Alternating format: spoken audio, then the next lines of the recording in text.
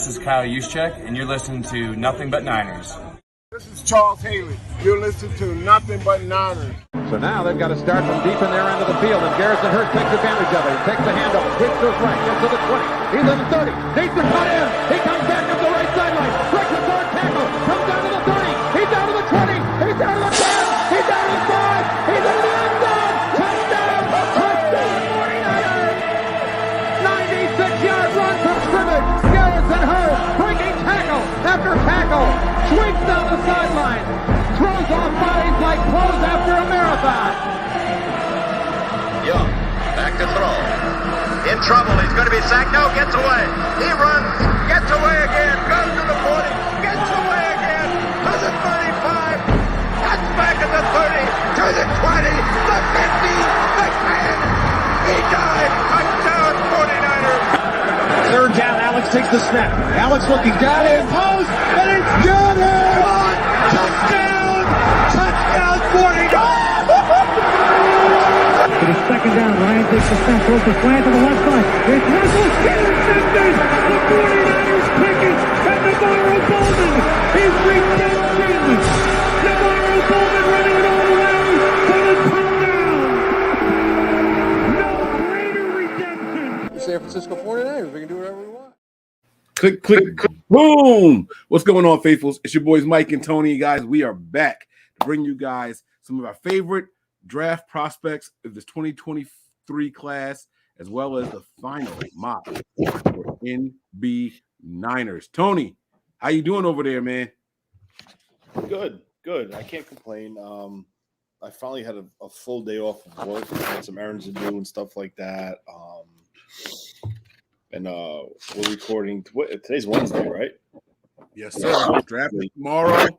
24 Yeah. hours from now, we will be in front of the computers watching the draft live. This is going to be interesting. That's it. We're going to be live covering the draft. Obviously, nothing planned for the first night as of now. Yeah, we're just going to be talking Niners football during the draft and watching the picks come off, the players come off the board, and talk about them a little bit, and that's it. But I'm ready for tonight to talk about what we have planned to talk about, and pretty much. Yeah, man, I'm with you, man. Now, Tony, there's been some news and nuggets since the last time we've done a show on this channel. Do you want to go over any of that stuff, or do you want to just jump right into the prospects and things like that? We've heard from John Lynch, some players that spoke. Like, what you want to touch on any of that? Yeah, it's fine. I didn't hear any of the players talk. That's the only thing. But. Well, let's talk about John Lynch. There was a lot of takeaways that people made there. A lot of people think that. I'll tell you what were your biggest takeaways? Because I was just on with let's say Zach and Matt, but Matt was the host yesterday. Zach wasn't there, so I just went over a lot of some of the stuff that I thought. But what were your thoughts on the John Lynch presser? What were any takeaways? Any clues or anything you think he left behind? Some breadcrumbs for people to follow. What were your takeaways from that? I have a couple things. Number one, he went off from his normal his speech of, like, if an offer's made for Kyle, I'll trade him if it's good enough, and trade me a little bit. By when someone was asked if they have received phone calls on Nick Bosa, that was completely shut down, and that's the first time I ever heard John say no. That's it. I've never heard that before on any player with the 49ers, not even Debo. Everyone is open up to an offer. If the offer is good, we will go further and discuss it. But immediately he shot down Bosa. But he didn't shoot down Trey. He didn't shoot down Ayuk. He had a couple things, if you read in between the lines, with Ayuk, we're working on something. We're hopefully working on something special for Ayuk. I kind of thought that was a little bit weird, out of the norm. But in the other hand, he kind of said, we have big plans this year. We want Ayuk to be a part of it. So he played the both sides there. And then the whole thing with McGlinchey, we talked about this on the phone. Us as Niner fans and content creators, whatever you want to call it, guys just talking shop about football, we were under zero assumption that the Niners were shopping Mike McGlinchey last year. Zero. and it came out this year. Now, could that be a situation that's going on behind closed doors with Ayuk?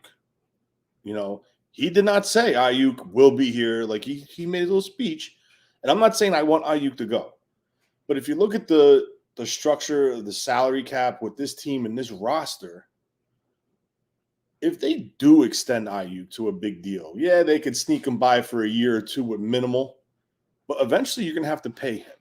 And I mean, not paying, but eventually that's where the big money's going to start kicking in with the escalators and increases. And I just can't see this team invested potentially almost $40 to $50 million in two receivers. This team's not built to be able to handle that as far as the structure of their financial salary cap. Again, I'm not saying I want Ayuk out. I'm not saying I want anybody out. But I just feel like where there's smoke, there's fire, especially with the two guys that he did not shut down. Like he shut down Nick Bosa. And if you're talking about money and how much it's going to cost to extend him, Nick Bosa is going to cost the most out of the two of them combined, if you think about it. So it's kind of like, all right, what's going on here? And they're and another thing that off script from John Lynch's presser, everyone is picking up their options on these guys for their 5th years now. Why is he going to wait till after the draft? Why? You know what I'm saying? There's nothing that's going to happen in the draft that's going to change the structure of their salary cap to wait and see till after the draft. So that tells me something's up. Yeah. I mean, the one thing I will say about the Niners is that they like to announce stuff super late as possible, even with the coaching staff, right? All the rest of the teams in the NFL had officially released their new coaching staffs. Meanwhile, the Niners were like, oh, yeah, that's right. We're supposed to do that, aren't we? And it came out, 2 weeks after all the other teams did theirs, right? So, I mean, I do think that they wait to let that kind of information out, but it will be interesting to see if they exercise that 5th-year option. They also, on Ayuk in particular, they also didn't announce that they're not. So teams have already come out and said certain players they're not going to be picking up the 5th-year option on. The Niners haven't done that either. And that was a lot of what I took away from John Lynch. I listened to what he said, but more importantly, I listened to the things that he didn't say during that presser. And I'm going to be really interested and intrigued as what they do just going forward with the whole roster. We're in a bit of a spot right now.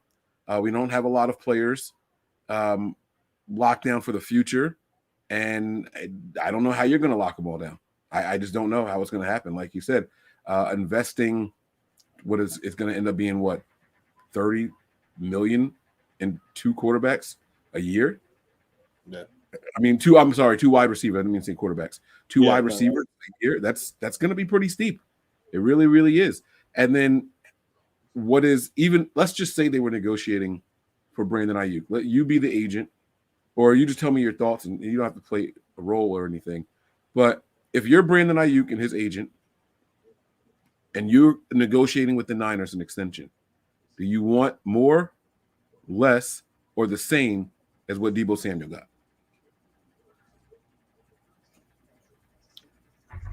Definitely not taking less. And you're the agent, so I want you speaking. No, I mean, obviously, as the agent representing Brandon Ayuk, you're shooting for more than Deebo, right? Because we all agree he's the better, if you will, well-rounded wide receiver. Well, I still think Deebo's more dangerous with the ball in his hand. Yeah, but Deebo's a better weapon, but one's a better receiver. I get it. If you're negotiating as a wide receiver, I mean, he's going to shoot for more than Deebo. Because, right, any negotiations, if you're the seller, you're shooting high. If you're the buyer, you're shooting low. Can you hear that knocking in my background? Not at all. Okay, all right, good. It sounds like my dryer is trying to run away. So something's got it all. Or maybe it's the spin cycle on the wash. I don't know what it is. Probably off balance. Yeah, something's there a little one-sided. But yeah, no, I agree with you. Now, if you're the team, what do you want to offer him? More, less, or the same as Deebo? you would like to bring him in for less, but then it's going to come up to the point where you're going to have to bring him in near or very close, or if not the same as what Debo is making. I mean, I don't know. I don't know how you handle a situation like that with, Debo's salary cap number is $28 million next year. I don't think people realize that. It's a lot of money.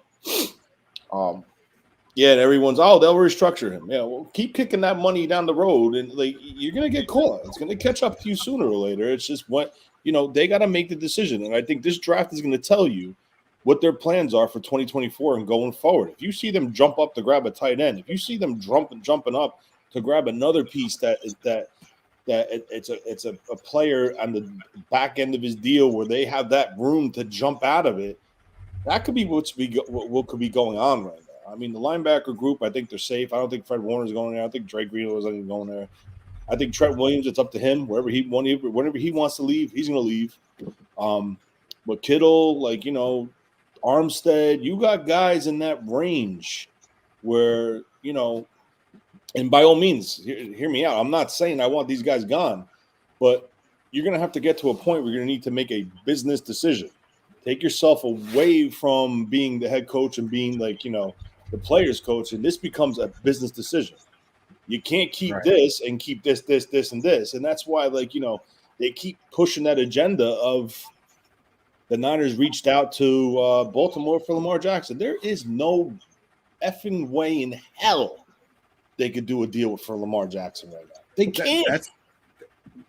That's why I don't take any credence in the stuff that comes from outside, the national people, right? Unless you're someone close to the team saying it, I'm not personally buying it, because John Lynch just shot it down during the presser. He just shot it down. He was like, the way our salary cap is, we couldn't make a deal for him if we wanted to. So right after that comes the national story. Oh, the 49ers inquired about. Stop it. No, I really don't think that's the case. I really, really don't think that's the case. So it is what it is. Let me ask you this question really quick. So, when's the last time, because you're the draft guy, when's the last time the Niners traded away a player during the draft?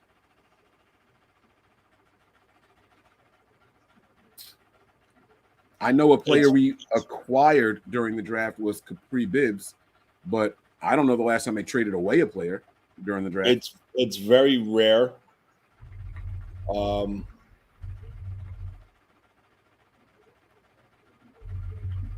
Trent Brown.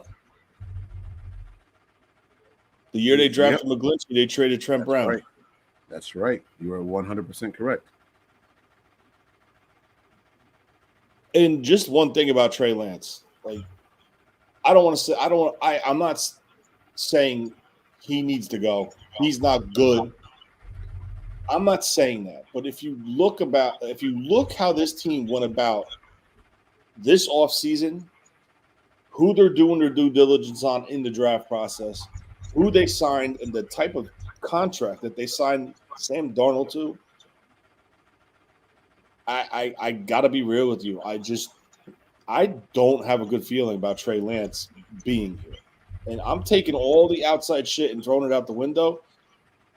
If you just look at the way, if you hear what they're saying, not the media, if you hear what they're saying, like how we feel really great about our quarterback room now. Why is that word there? Now. What does now mean? It means right now. We're looking at our room and we like it. Does that mean that's going to say, for now we're good, but what if you're sold on what everything you have on your roster right now? Listen, we feel great about our quarterbacks going into this season. We have Sam, we have Brock coming back from the injury. We feel good about the surgery. We have Trey coming off his ankle surgery. We're looking to throw the balls out and let them all compete. We feel good about what we have going into this season, and we're willing to ride with these three going into this season. Not once did I say, for now. For now opens up that door, whereas if something comes up, sure, we'll look into it. Mm-hmm. You know what I'm saying? When It was Montana, Young, and Bono. You never heard them say, "Yeah, we're good for now." No, those three. What time? How much? Those three damn guys were the three quarterbacks of the San Francisco 49ers. There was no questions asked. There is a lot of open, like gray areas left open with this team, and it's like I don't know if they're playing a mind game. I don't know if they're trying to draw a market for them. I don't know, but it's just crazy. All right, and you mentioned Sam Darnold's contract. I was just looking at it. He got the 1 year 4.5, but only 3.5 were guaranteed at the time of signing. What do you think Sam Darnold is worse, even to, or better than Nate Sudfeld, who they gave a $2 million guaranteed contract to? I think Darnold's a better fit for what Kyle Shanahan wants to do than Sudfeld is. In my opinion, as far as his skill set and his ability and tools, I think he's a better quarterback than Sudfeld. I think Sudfeld's a guy that's just going to stand there in the pocket and let it rip down the field, and that's it. You have a guy that can move. You have a guy who can throw on a run. I mean, I think his best throw came against us versus the Jets during the COVID season, where he was rolling left and threw the ball against his body going to the right, and it was pinpoint accuracy through two defenders. So I'm kind of like, I'm willing to roll with the Darnold over the Sudfeld project because, listen, Darnold has more experience starting. Yes, seeing the ghost and all that stuff, but I was listening to Twitter today. I was on Twitter today, and I saw that video with not Carson Palmer, but who's Palmer's brother, the quarterback coach? I forgot his first name. Jesse Palmer, not Jesse Palmer. I was about to say Arnold, but that's a drink. Yeah, that's a drink. But I know you're talking about. Brian, Sam? I don't know, but he's working with Darnold, and I don't know if he intentionally said this or it slipped. He said he's starting for the 49ers this year. Yeah. Jordan Palmer. Thank you. Jordan. That's right. Good job, Shaq. But yeah, he said, like, he started with him. He's starting with the Niners this year. And I was kind of like, wait a second. I think that's him gassing his guy up, honestly, though. I mean, I would say the same thing if I'm training somebody. Yeah, but here's the flip side of that. If you go back and look at the contract, he has the ability to make up to $11 million, and that's based off incentives. Now, playing time, much like how they did with Jimmy's 1 year deal. Now, my thing is, how old is Sam Darnold? 20. Hold on, I got it right here. Sam Darnold's age. He 25? is 25. He'll be 26 by the time the season starts, though. All right, so he's going to be 26 years old, and he's signing with a team that's probably one of the best teams, including the USC team, that he's ever played for or played with. Yeah. Probably the best coaching staff he's ever been around. And why is a 25/26-year-old signing with a team on an incentive-laden deal to be the third-string quarterback? Like, I just think that the way they operate, they could say, well, we got this because we did this, and we could use this, and if this deal didn't come through, we didn't feel we were good with that deal, we can use him. Or, let's let him sit a little bit and play him. Like, they just do stuff, this team. It's mind-boggling, and you try to figure it out. But Jordan Palmer made a very good point, and it's kind of what I just said, how this is the first time he's going to be on a team as powerful of a team in the NFL that he's ever been on, and it's with the 49ers, with Kyle Shanahan calling plays, and with the offensive weapons around them. And now if you're listening to the Frank Gore's raving about him, according to Matt Barrows, if you listen to now Christian McCaffrey building them up, what is going on?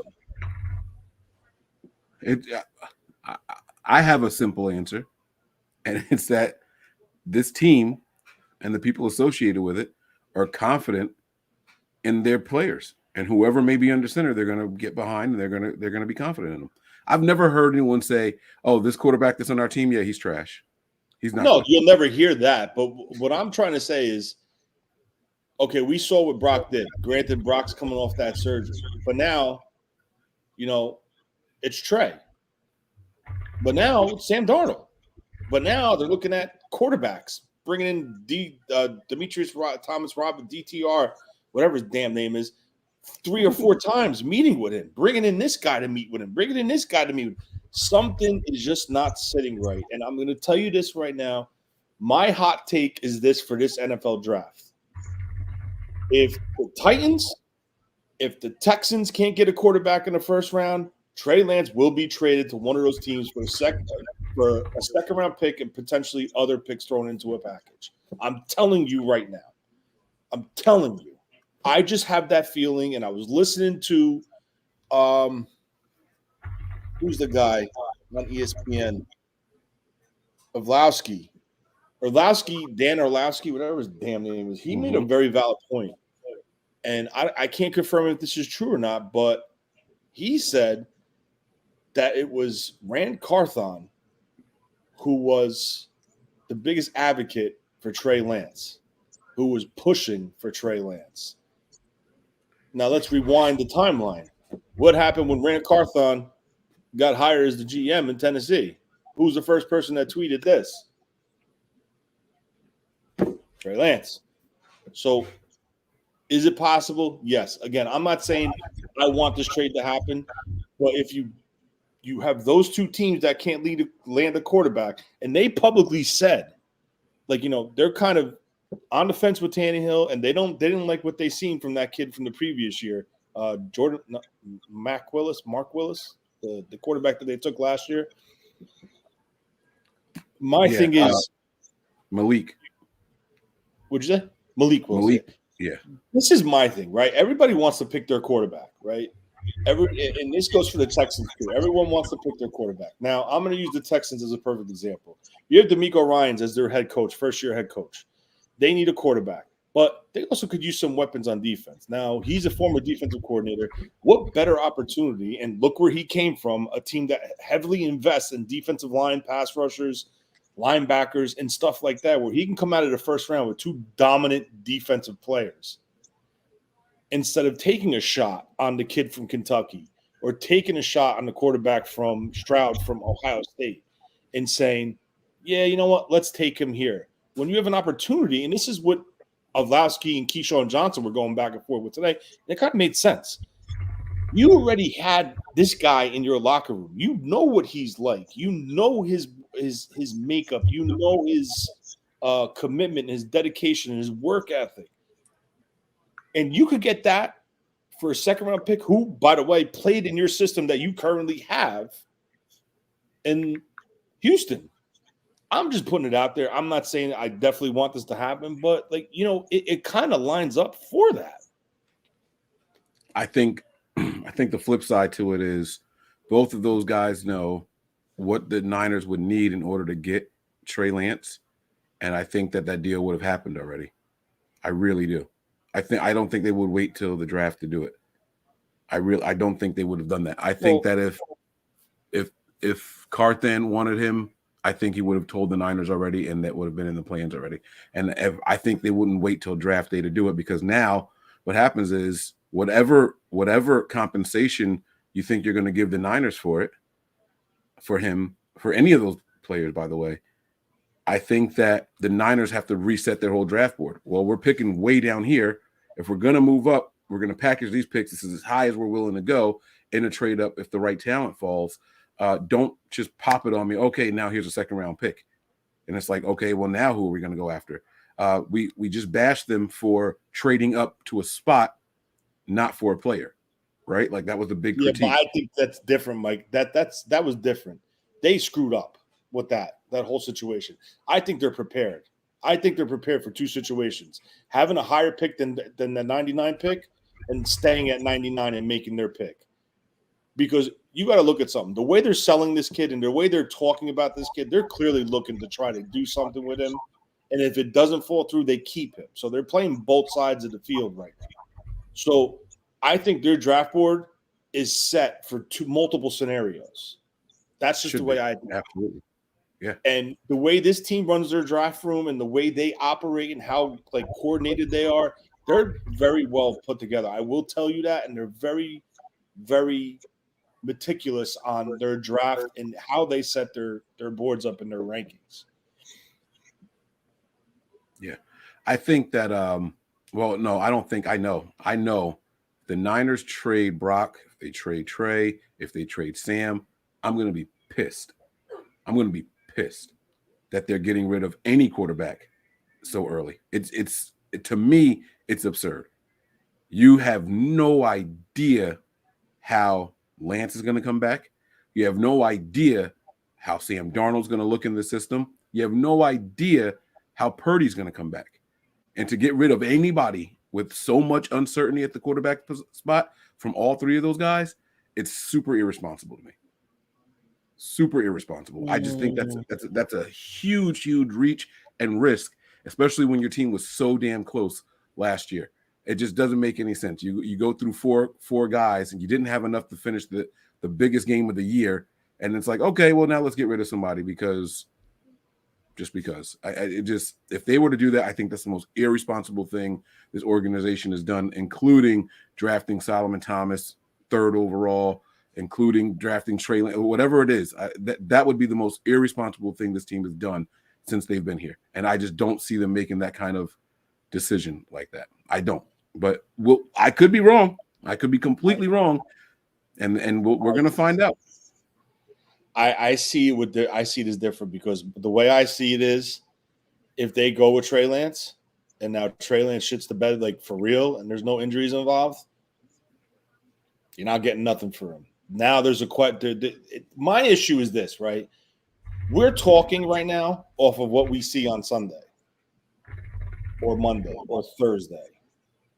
They see a ton more than us, and they don't tell us, and they don't talk about it and make it public. My only thing is, if the issue is, if they saw enough to say, we're taking calls, but we're not calling people, but we're taking calls. Well, if you're not calling people, that means you don't want to trade him. But on the other hand, you're taking calls and you're listening. So if they were truly invested and they felt they saw enough in the practice to say, yes, he will be in competition for Brock Purdy going forward, I don't think you don't take those calls. And you're leaving an open scenario where you are willing to deal. You have to take the call. We're in year 3. Year 4 is coming up next year where they need to make that decision.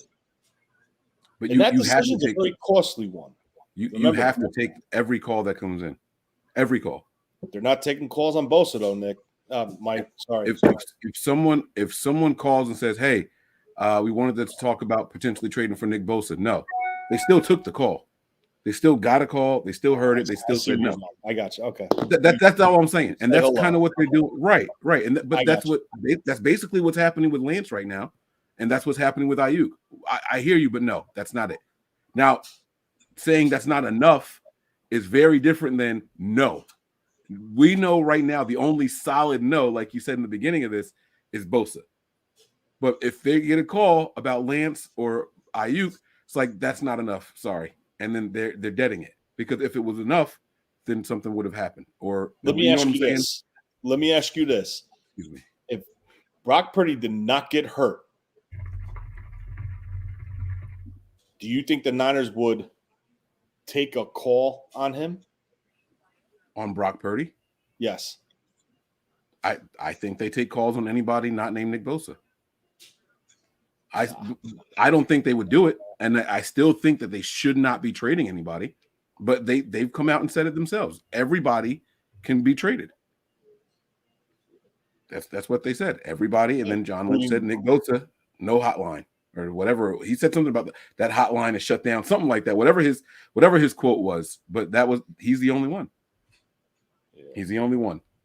I guess we'll see. Yep, it's gonna be fun, man, and I am so excited. And I'm telling you, like, when you go into something with no expectations, it's all excitement, and that's exactly where I am for this whole draft process. It's exactly how I am. So I am excited about it. I'm looking forward to it. Tomorrow night we will be live during the whole first round. We will be live during the whole second round and the whole third round on Friday. and for the whole thing on Saturday as well. We might not have much to talk about. I'm going to be on here clowning. I'm telling you now, like for all the people that plan on joining, and we have a nice little lineup of people that are going to be popping in and everything.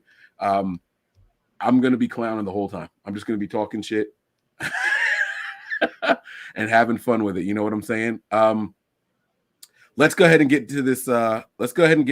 This show. Now we're going to talk about some prospects. You want to start with prospects, right? You want to highlight a couple of guys here?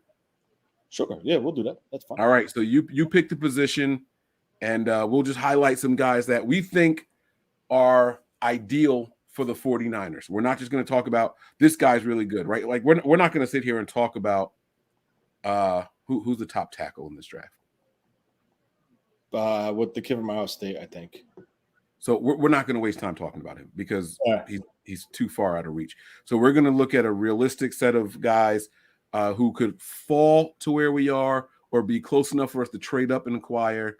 And then the rest of them will be guys that are within reach. All right. So you pick the position group, and I'll pull up my information. I got my draft guide is here. I am ready. You guys see it here. All right. So you pick the position, and I'll give you my highlighted guys here and why I have them as fits for the Niners. And we'll finish it up like that, and then we'll head into the draft, the mock draft. Go ahead. Start with right tackles. Go ahead. Right. Start with tackles. Yeah. All right. So let me get my tackle page out. You can kick off with one of your guys, and I'll give you one of my guys. I got to pull up my favorites. Here are my tackles here. So I do have a tackle here that I like from Maryland. Now, I don't know what his final grade is. I guess I could pull that up while we're talking. His name is Jalen Duncan. All right.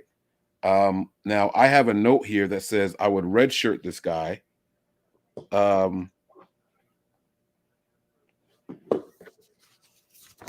Because I have him listed as a Trent replacement, not as a right tackle. You said tackles, right? We're not just going right. Yeah, we'll do both. Okay. But just specify where you think he's going to be. I got you. Okay. So his name is Jalen Duncan. All right. He was the offensive tackle from Maryland. All right. Now I'm sure he has a pretty high draft grade on him already. I think he could be a starting left tackle, maybe not right out the gate, but I think that he's somebody that could earn that potentially. He will be able to sit back and learn. He's got some things to work on. His feet work really, really well, but he's got to learn to tie his hands and his feet together at the same time. His athleticism and strength are phenomenal. He's got the physical skills. Let me see what it says. The physical skills to be a starter. At the Senior Bowl, Duncan was uneven in his performance, but he has a good skill set to work with. All right. So if this guy falls down, I see the Niners being willing to pick him up and stash him as a Trent Williams. Let me be very clear what I'm saying. A Trent Williams future replacement. Okay. That's Jalen Duncan from Maryland. I wonder if we could play highlights and not get flagged like while we're talking about guys. I guess it's too much to do, too much back and forth. We'd be sharing screens all night. Have you seen anything about this guy, Jalen? Yeah, I like him. I have him on my list as well. I see him more as a left tackle, like you said. Give me 1 second. I'm trying to load this. I'm pulling up the NFL site here. They have an overall grade on him of a 73. They have him as the 11th ranked tackle. All right. He ran a 5.1 40. 10-yard split was 1.78. He had a vertical jump of 31.5. Wow. And a broad jump of 9.5. He's got a prospect grade of 6.0. All right. So that's a good one as well. He's 6'6", 306 pounds, 33 5/8 arms with 9 1/4 hands. All right. Redshirt senior. All right. From New Carlton, Maryland. So what are your thoughts on him, Tony? I like him. I think he's probably one of the best guys that showed that he could, in situations where he gets bull rush, he anchors well. He anchors well. He's experienced. I believe he was a 4-year starter there, 3 or 4-year starter. 4-year starter. Yep. He was a 4-year starter. This is off the top of my head because I'm very unorganized, but I'm trying to do as best as I could. Well, I mean, this was my guy. I can talk about him if you want, and I'll look up your guys as you bring him up as well. Yeah, no. I mean, like, I have the basic knowledge of some of these guys, but some of them I don't know too much on. But yeah, like if you're talking about saying, okay, let's plan for the 2024 season, which they do have a track record of doing, this would be the guy I would shoot for. In that, I mean, I've seen anywhere between 2 and 4 he can go. Okay, 2 and 4 meaning rounds. Yeah. If you decide to move back from one of your third rounders and pick up a fourth and an additional fifth, I could see them taking one that, if they have a 4th round pick, they could take him there and start grooming him to be the left tackle of the future behind Trent Williams. I like him. I watched him. I think he's good. He shows the ability to get out in space. He shows the ability to anchor, like I said before. His pass sets are pretty good. Yeah, so I don't have if they made a selection like that, I don't have a problem for him. I don't, though, think he would be the right tackle. I would specify he would be considered a left tackle guy. Yeah. But like, if we're going to talk about like in my opinion, I think the best right tackle in this draft is Darnell Wright from Tennessee. I think he's totally out of our reach. I'm not going to even talk about him, but I mean, if you have any questions about him and like, you think the best pass rusher in the league in this draft is Will Anderson from Alabama, I strongly suggest you go watch that film because he clamped him down like there's no tomorrow. Yeah. So that's that. I know you're a big fan of Wanye Morris, so I'm not going to talk about him. I do like him as a projected right tackle. I'm going to talk about a guy, Tyler Steen from Alabama. Came over from Vanderbilt. He was a former defensive tackle who transitioned through the transfer portal, went to Alabama and became a left tackle and a right tackle at one point. I think he started on both sides of that line. Knock on him, short arms. I think he's under the 33. Off the top of my head, he's under 32 and 3/4. So he's just a hair under. That's something that's an issue. As a tackle, you don't want the defensive lineman because some of these defensive ends, they're coming in with 34, 35-inch arms. You don't want, your objective is not to let defensive end to get his hands in your chest and vice versa. He don't want you getting your arms in his chest. So, I mean, as far as Steen, he can get out. He plays with a little nastiness. He has great anchor ability. His pass sets are good. His kick slide is quick. He gets to his spot. What just happened? It's someone that just through this process of me, trying to scram at the last minute due to my wonderful work schedule, I stumbled across and going back and watching, I'm watching it now, like reps of one-on-one situations in the Senior Bowl. You see him straight stalemate some guys. And, if you're looking at a former defensive tackle who loves to blow off the line of scrimmage and try to get in the backfield, converting to a tackle, I think that's a good match for him to be a decent piece in the run game. As far as down blocking, getting to the second level, he showed that he can get to the second level. So that's one of my guys. I mean, do you want to go for another one and I'll go for another one? Well, no. I'm looking at Steen right now. He's got a 6.13 grade, so that's better than the gentleman that I was just talking about. He also has a 73 score. He didn't do the 40. He had a 29.5 vert and a 9.1 broad jump. 31 on the bench. He's got plenty of strength. And I'm just looking at his strengths and weaknesses here, according to the NFL website here. Excessive forward lean diminishes his body control, but that's something that can be coached. Allows rusher to work free from initial punch and create secondary rush. So he's got to learn to engage. I think you were kind of hinting at that. But it says here he's got really good hips. Strains to sustain and neutralize move blocks. I don't know what that. Why is that listed as a strength? Meaning blocking on the move. Yeah, but why is that listed as a strength? It says strains to sustain and neutralize move blocks. That's weird. It's listed as a strength. times up his punch to make full usage of his length. So he waits till people gets in striking distance when he lunges. Inside hand is compact and forceful. Shows ability to reset his hands when needed. So he's definitely got some good looks out there. He's going to be a good guy. The other right tackle that I like was from Ohio State, DeJuan Jones. I don't know if he's going to fall far enough. I have him as a potential as high as a second round pick. I'll look him up here really quick on the NFL site and just see what it says about him. Again, that's DeJuan Jones. All right. And what I have here for him at the Senior Bowl, Jones showed that he can overwhelm some defenders at the point of attack, but he also illustrated he could have issues with pro speed rushers. All right. So that is something, again, these guys are prospects. These aren't finished products. He has a prospect grade of 6.3, but his total score was 75. All right. This guy ran his 40 and 5.35, 10-yard split was 1.92. And they have him projected to go, they say rounds 1 and 2. So he did something. His NFL comparison, you want to guess who it is? No, who is it? Trent Brown, man. He's 6'8", 374 pounds. Wait, I know. Yeah. So I don't know if you're familiar with him, but if by chance he were to fall, and I don't think he will quite fall that far to us, but maybe, you never know, maybe, right? He could be someone that the Niners look to get. It begs the point, what did the Niners learn from moving on from Trent Brown to a lighter weight guy in Mike McGlinchey, right? That seemed to be McGlinchey's big hang-up his entire time. Did the Niners learn from that? Did they say, okay, we want some bigger linemen? Because you look at some of the guys that they signed during this free agency period, and what do you think? It looks like they went with some more size at those offensive linemen, right?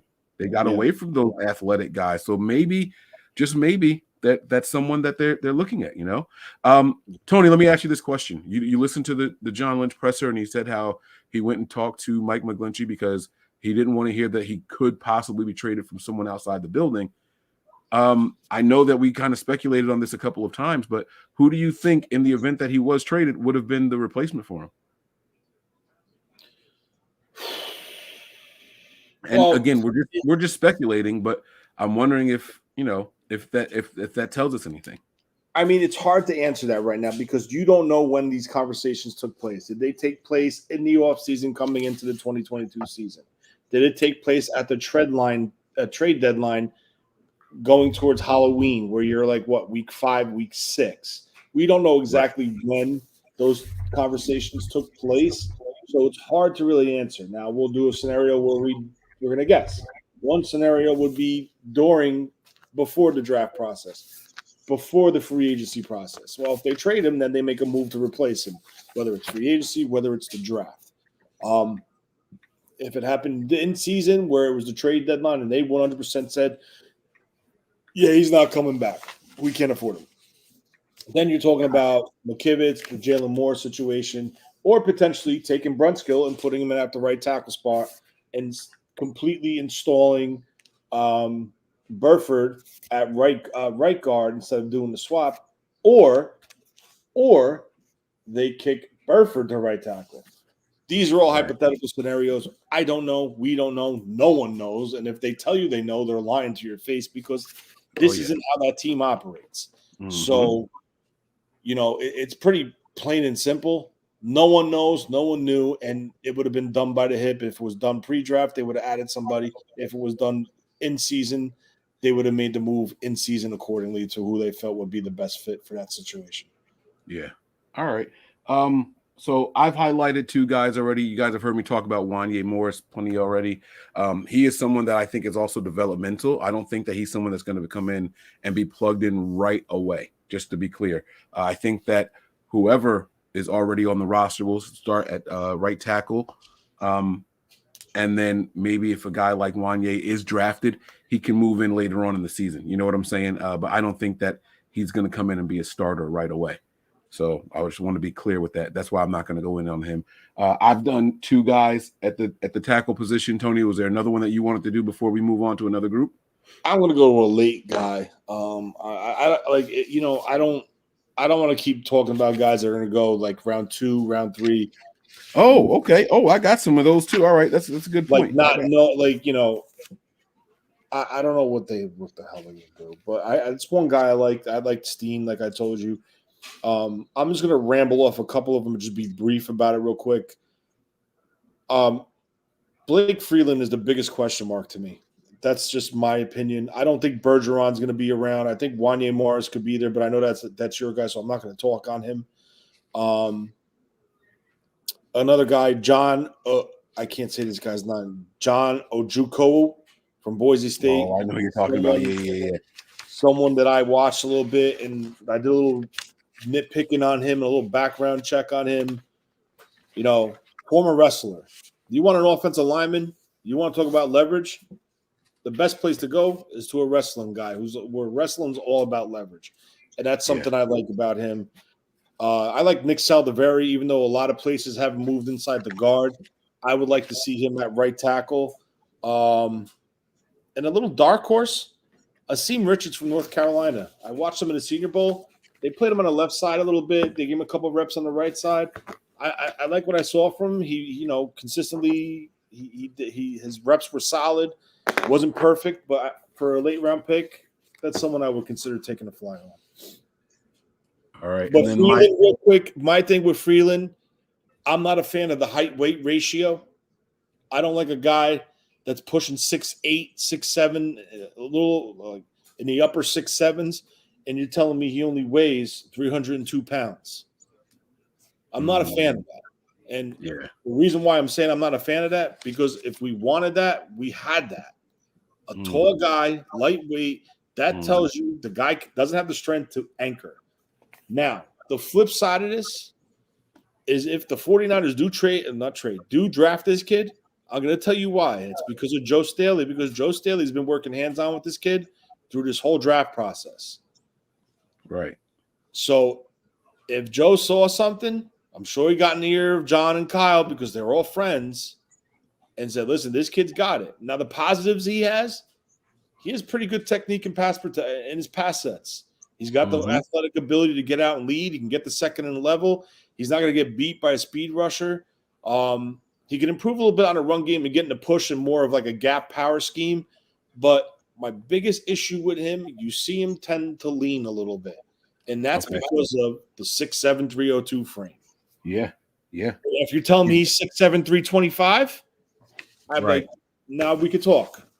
Well, and a big reason why those guys lean, I wouldn't know what his bench press is, because a big reason a lot of those taller guys lean is because they have to generate power from their legs, and so that kind of goes with what you're saying, I don't know what his bench press is, so I can't speak on it. But my later round guy is Walter Rouse of Stanford. I don't know if you looked into him at all. No, I didn't look into that. And he's not even on the NFL site for draft prospects. But he let me see here. Let me see the notes here. He put together a solid 2002 season for Stanford, despite being banged up.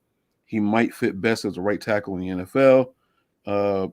And that is like the big thing. He broke into the starting lineup at left tackle 2019, and he was a mainstay there ever since. So that's kind of saying something. If you get into the lineup due to injury, and then you maintain that position while playing injured the whole time, I think that says something. And that also will let you know why they want to move him to the right side as well. He's not so much that he's the best left tackle prospect out there, but move him to the right, and you could really find something there for him. So that's my guy there. All right. What position would you like to do next, Tony? Let's look at safety. You want to do safeties? Yep. Safeties is fine with me. Got them right here. Actually, yeah. We'll do safeties because we did offense. Now we'll do defense, and then we'll go back to offense, and then do another defense. Okay. And these are all players I think they're going to be in play for, position groups that are going to be in play for that third selection, potentially. Yeah. So I was looking at the safety position. I was trying to find out what the Niners are looking for. And this Gibson signing, it's really what's throwing me off the most. Gibson and Hufanga have one thing in common, in my opinion, and that these guys have a nose for the ball. These guys were playmakers in their respective secondaries. This is something that Gibson did his entire career. And so that made me think that maybe the Niners just want playmaking safeties out there. Maybe they don't want guys that are sound in assignment like how Jimmy Ward was, right? Maybe they do want some safeties that can get some hands on balls. You know what I'm saying? So before we get into that, how do you think they're evaluating the safety position, Tony? Like, do you think they're looking for playmakers, or do they want guys that can lock down tight ends and play up at the line and be good run support? Like, obviously you want them all to be able to do everything well, but in general, how do you think they're assessing that position? It's hard to say. If D'Amico Ryans was back, I'd have a little bit better answer, but I don't know how Steve Wilkes is going to use these guys. I don't think I don't know if position versatility is a requirement for Steve Wilkes. Okay. So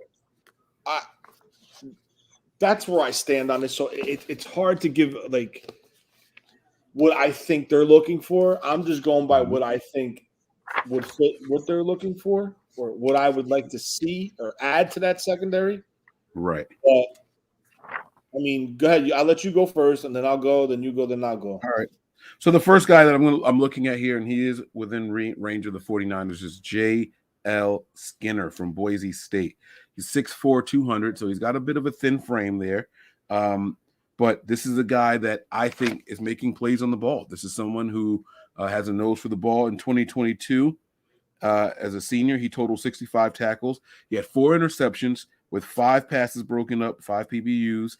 In 2021, he had 92 tackles, 2 forced fumbles, 2 interceptions, and 3 PBUs. He went to the Senior Bowl. They said that he wasn't bad, but he didn't overly impress either. And the biggest takeaway from all the people that were there talking was that he probably could stand to put on some more weight. So J.L. Skinner is the guy that I'm looking at there. All right. What's one of the safeties you like there, Tony? I've been on this guy from the beginning because I'm a Florida State fan.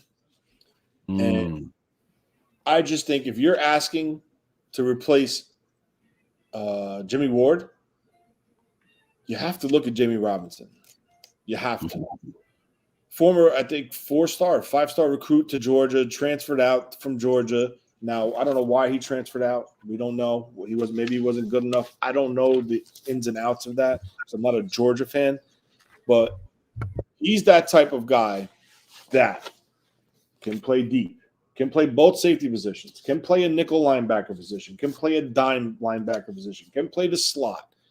He's that guy. When you watch Florida State football, this guy was lining people up on the field. He knew everyone's responsibility and where they needed to be. He's a good tackler. I just feel like he would be a nice piece added to the secondary. And, of course, the number one thing that you're looking for right now, it would be special teams contribution, and I think he would excel at that because, like you said, we brought back Gibson and we brought back Hufanga. We have Hufanga coming back, so I really, really like Jamie Robinson. And the only thing that I think that could screw him up potentially where he could fall a little bit is his time speed wasn't there. He was a 4.58 guy at his time speed. At his 40. I don't have the splits or anything like that. I don't have it broken down that far. But you want me to look him up see if he's on the NFL thing? Nah, it's all right. I mean, we don't have to go that far into it. I just feel if you watched him and how he played and what was expected from him at Florida State, I think he could transition pretty damn well to the NFL game, and and see what we got, see how he would fit. But listen, obviously the team wants this guy as the starter. What the hell's his name? I lost my Gibson. They brought him back on the 1-year deal. Not a lot of money, and if someone comes in and says, "Hey, we're gonna," proves that they could take his spot and they do it, I'm all for it. But Gibson right now is penciled in. And there's nothing like adding competition to bring the best out of both of them, and maybe the cream rise to the top. So, and also much like what we saw with Hufunga, right? They drafted him with no intention of him starting. Hufunga told you first time you heard from him, I want to be the best special teamers in the league. And if I get an opportunity to play on the field, then obviously I'll do my best and see what I can do. And, I'm going to be the best player that I possibly can be. But he had to wait his time. He sat for a year. And I think that's much of what we're going to see this year from any of the safety prospects, Tony. So I think you're spot on there in that assessment. If someone happens to come out here and wow them, I don't think they're going to hesitate to pull one of those guys. But it's a tough task. It's a tall ask. You know what I mean? These guys have that experience in the system, and their communication has been well together and all that. So I don't think anyone's just going to come in here and break up that duo right now. Yeah. The other guy that I like here is from Southern California. I don't know if you know anything about him. Daniel Scott. Daniel Scott's from Cal. Yeah. Not Southern Cal. Cal Berkeley. Right? No. Yeah, I'm looking at him right here. He's from Cal Berkeley. Daniel Scott. I thought it was Southern California. Look at my dumb ass. But yeah, so this I guy, like him though. I do. 6'2", 215. And he played safety all every year there. I don't think he ever moved to like nickel. I don't think he ever had to try to play outside corner or anything like that.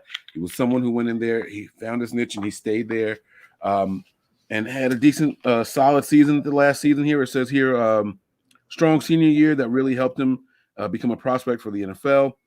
He recorded 85 tackles, 3 interceptions, 2 forced fumbles, and 4 PBUs. All right, 82 tackles, 3 interceptions, and 2 PBUs the year before. So this is someone that, again, a nose for the ball, assignment tight. I think that's what the Niners could be looking for at the safety position.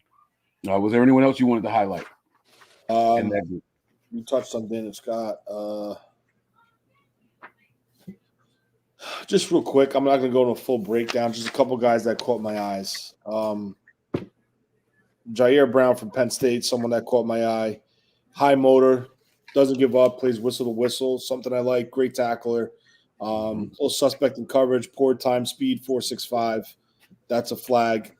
Brandon Hill from Pittsburgh, 5'10", 193, 4.43 guy. Projected to go anywhere between 4 to 6. I've seen on numerous sites. He just flies around the field and makes plays and hits you. If your head's not on the swivel, he'll find you. A local guy, Christian Eisian from Rutgers, 5'9", 199 is a 4.43 guy. Now, let's go. I watched this kid in the Senior Bowl. I watched this kid in the East. Was he in the Senior Bowl? I'm not 100% sure. He was definitely in the East-West Shrine game. And you just continuously see him fly around, and he's always around the ball. He's a safety. He can play both safeties, so he offers you that versatility. So that's something interesting. Late round guys, Travarius Owens from Houston, Jordan Howard from Minnesota. These are just a bunch of guys that I'm shooting from the hip with. But, there is some talent in this draft at the safety position. That's not going to require them to take them high. They could find guys in rounds 4 or 5. Well, they don't have a 4th round pick. They could find guys in 5 and 6, and potentially even the 7th round, they could find a guy to come in and compete. So that's something interesting. Do you have another one? No, I didn't have another one here. I don't have another one. So we can, if you want to name someone else, or we can move on to the next group. I want to go to. What do we do? Let's do tight ends. Oh, I thought I had wide receivers and tight ends, and I was like, he's going to go to one of these. All right. Okay. All right. So, now my top tight end prospect is probably going to be out of reach for the 49ers, and that's Darnell Washington. He is definitely my tight end draft crush this year. Do you think there's a chance, Tony, that Darnell Washington falls that far to the 49ers? No, I don't think so. Damn it. Let me see what NFL Network has on him really quick. Let's see. So they have him listed as a Right tackle. What? Showed I'm trying to see where they have him projected to go. Oh, never mind. All right, forget it. They got him going round 1. Jeez. So I won't even waste time discussing him. Let me move on then. But that was my draft crush. That was the guy I was hoping fell to the 49ers. That's so weird that they have him going up that high right now. I know. Let me go to my next guy that I have marked here. Then I'm going to get right to him, and that is Brevin Spawn Ford. Have you heard about this guy from Minnesota? No. All right. So this guy is 6'7", 270. All right. 42 receptions, 497 yards with just 2 touchdowns. All right. And he played with Minnesota. Let me see if they have a profile on him on the NFL website here. Okay. They might not, but let's try it out. Let's see what they have here. There he is. Okay. So it says, oh no, he did not make the NFL. He didn't make the NFL website. They have him projected to go anywhere from the 3rd and after. So that's not bad. The paper that I'm looking at here and where I get my information from for these prospects has him listed as a 4th to the 7th. So that's interesting. Tony, what's a tight end that you have your eyes on here? I think if they trade up, I think it's going to be potentially for a tight end. And I think they double dip at Iowa and go for Laporta. I really like Laporta. I really do. In the second round. I mean, I could see Laporta maybe dropping a little bit, but if he hits the top if he sniffs into the 3rd round, I would strongly consider it. I think if you match up Kittle and Laporta, I mean, Kittle obviously is the better blocker.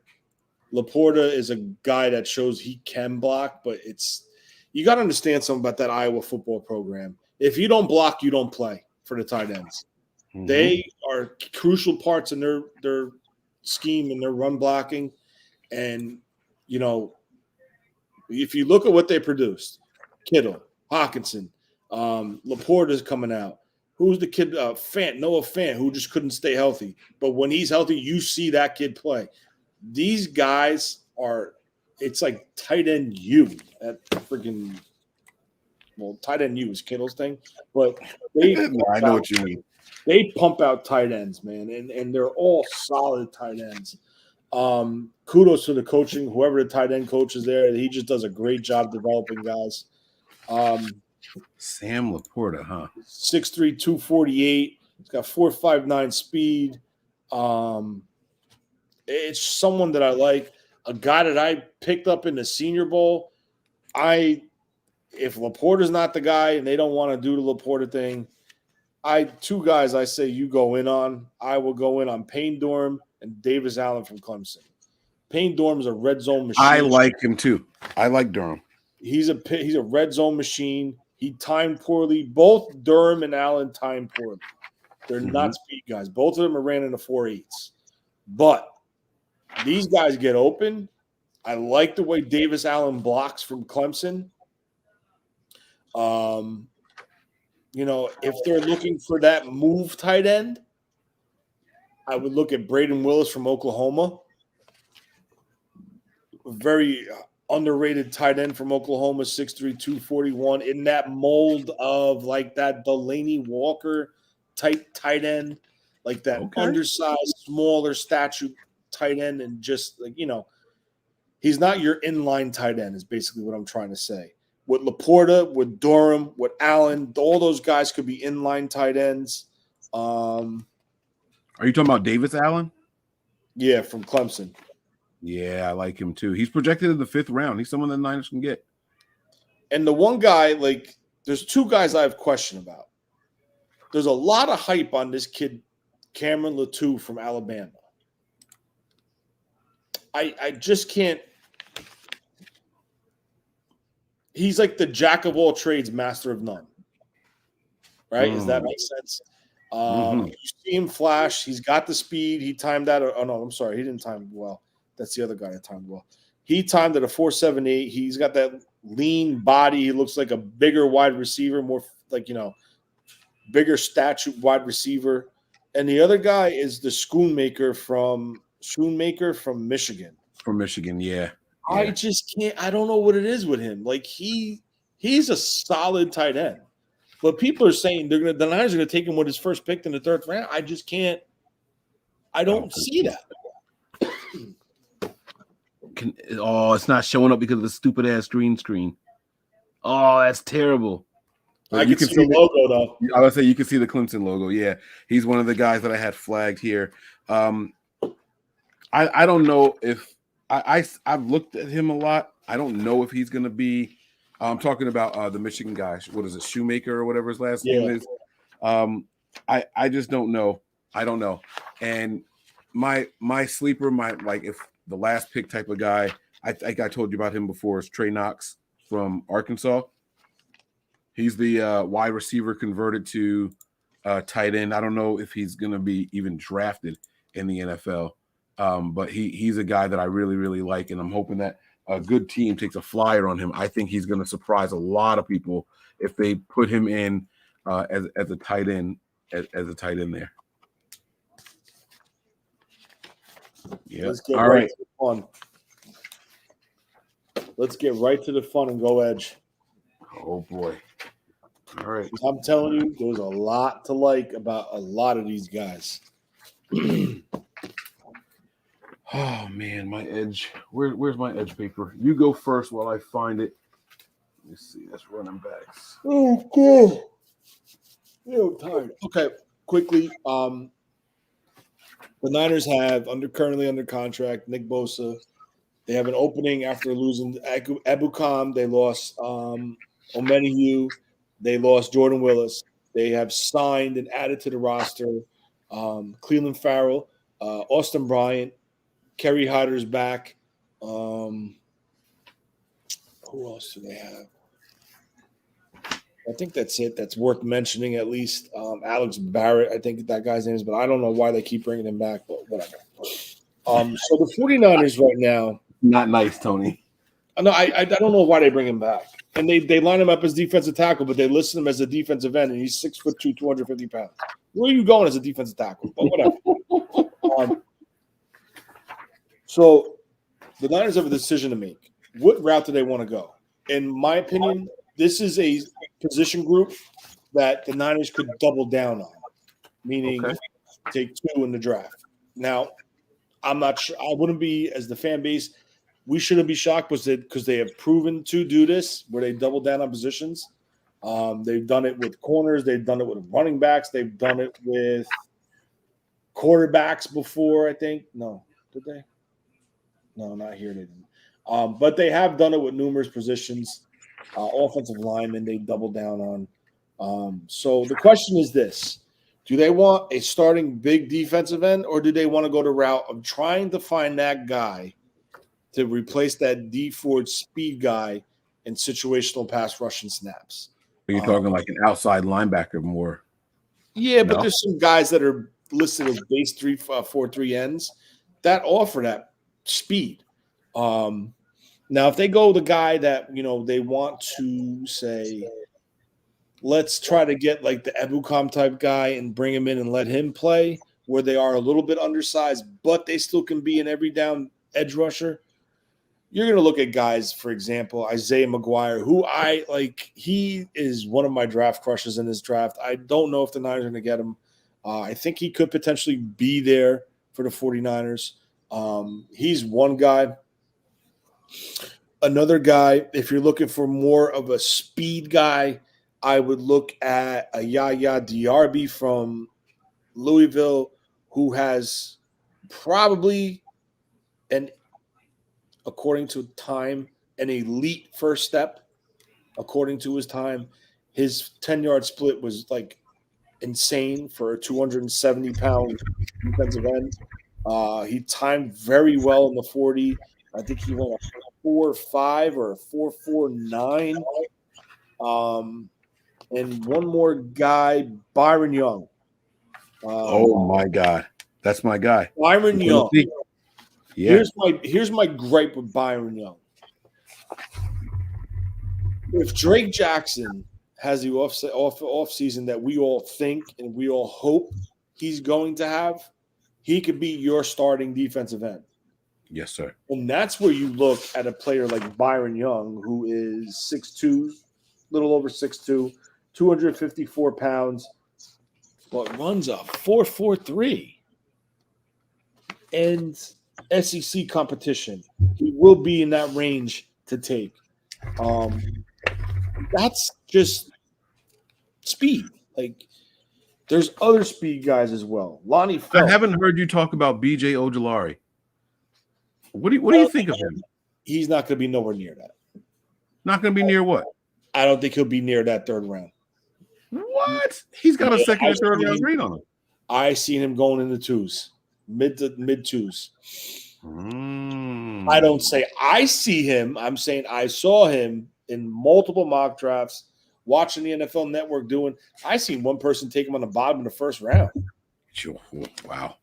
Okay. Some of these guys, though, you have to be really careful with, because some of these guys, yes, you try to project them to a defensive end in a third and long situation, but they're coming from outside linebacker roles, and it doesn't work out all the time for some of these guys. But there's like Will McDonald, I think, is a phenomenal pass rusher. I think he's probably one of the most dangerous pass rushers in this draft. But at 6'3", 240 pounds, I don't see him as a base.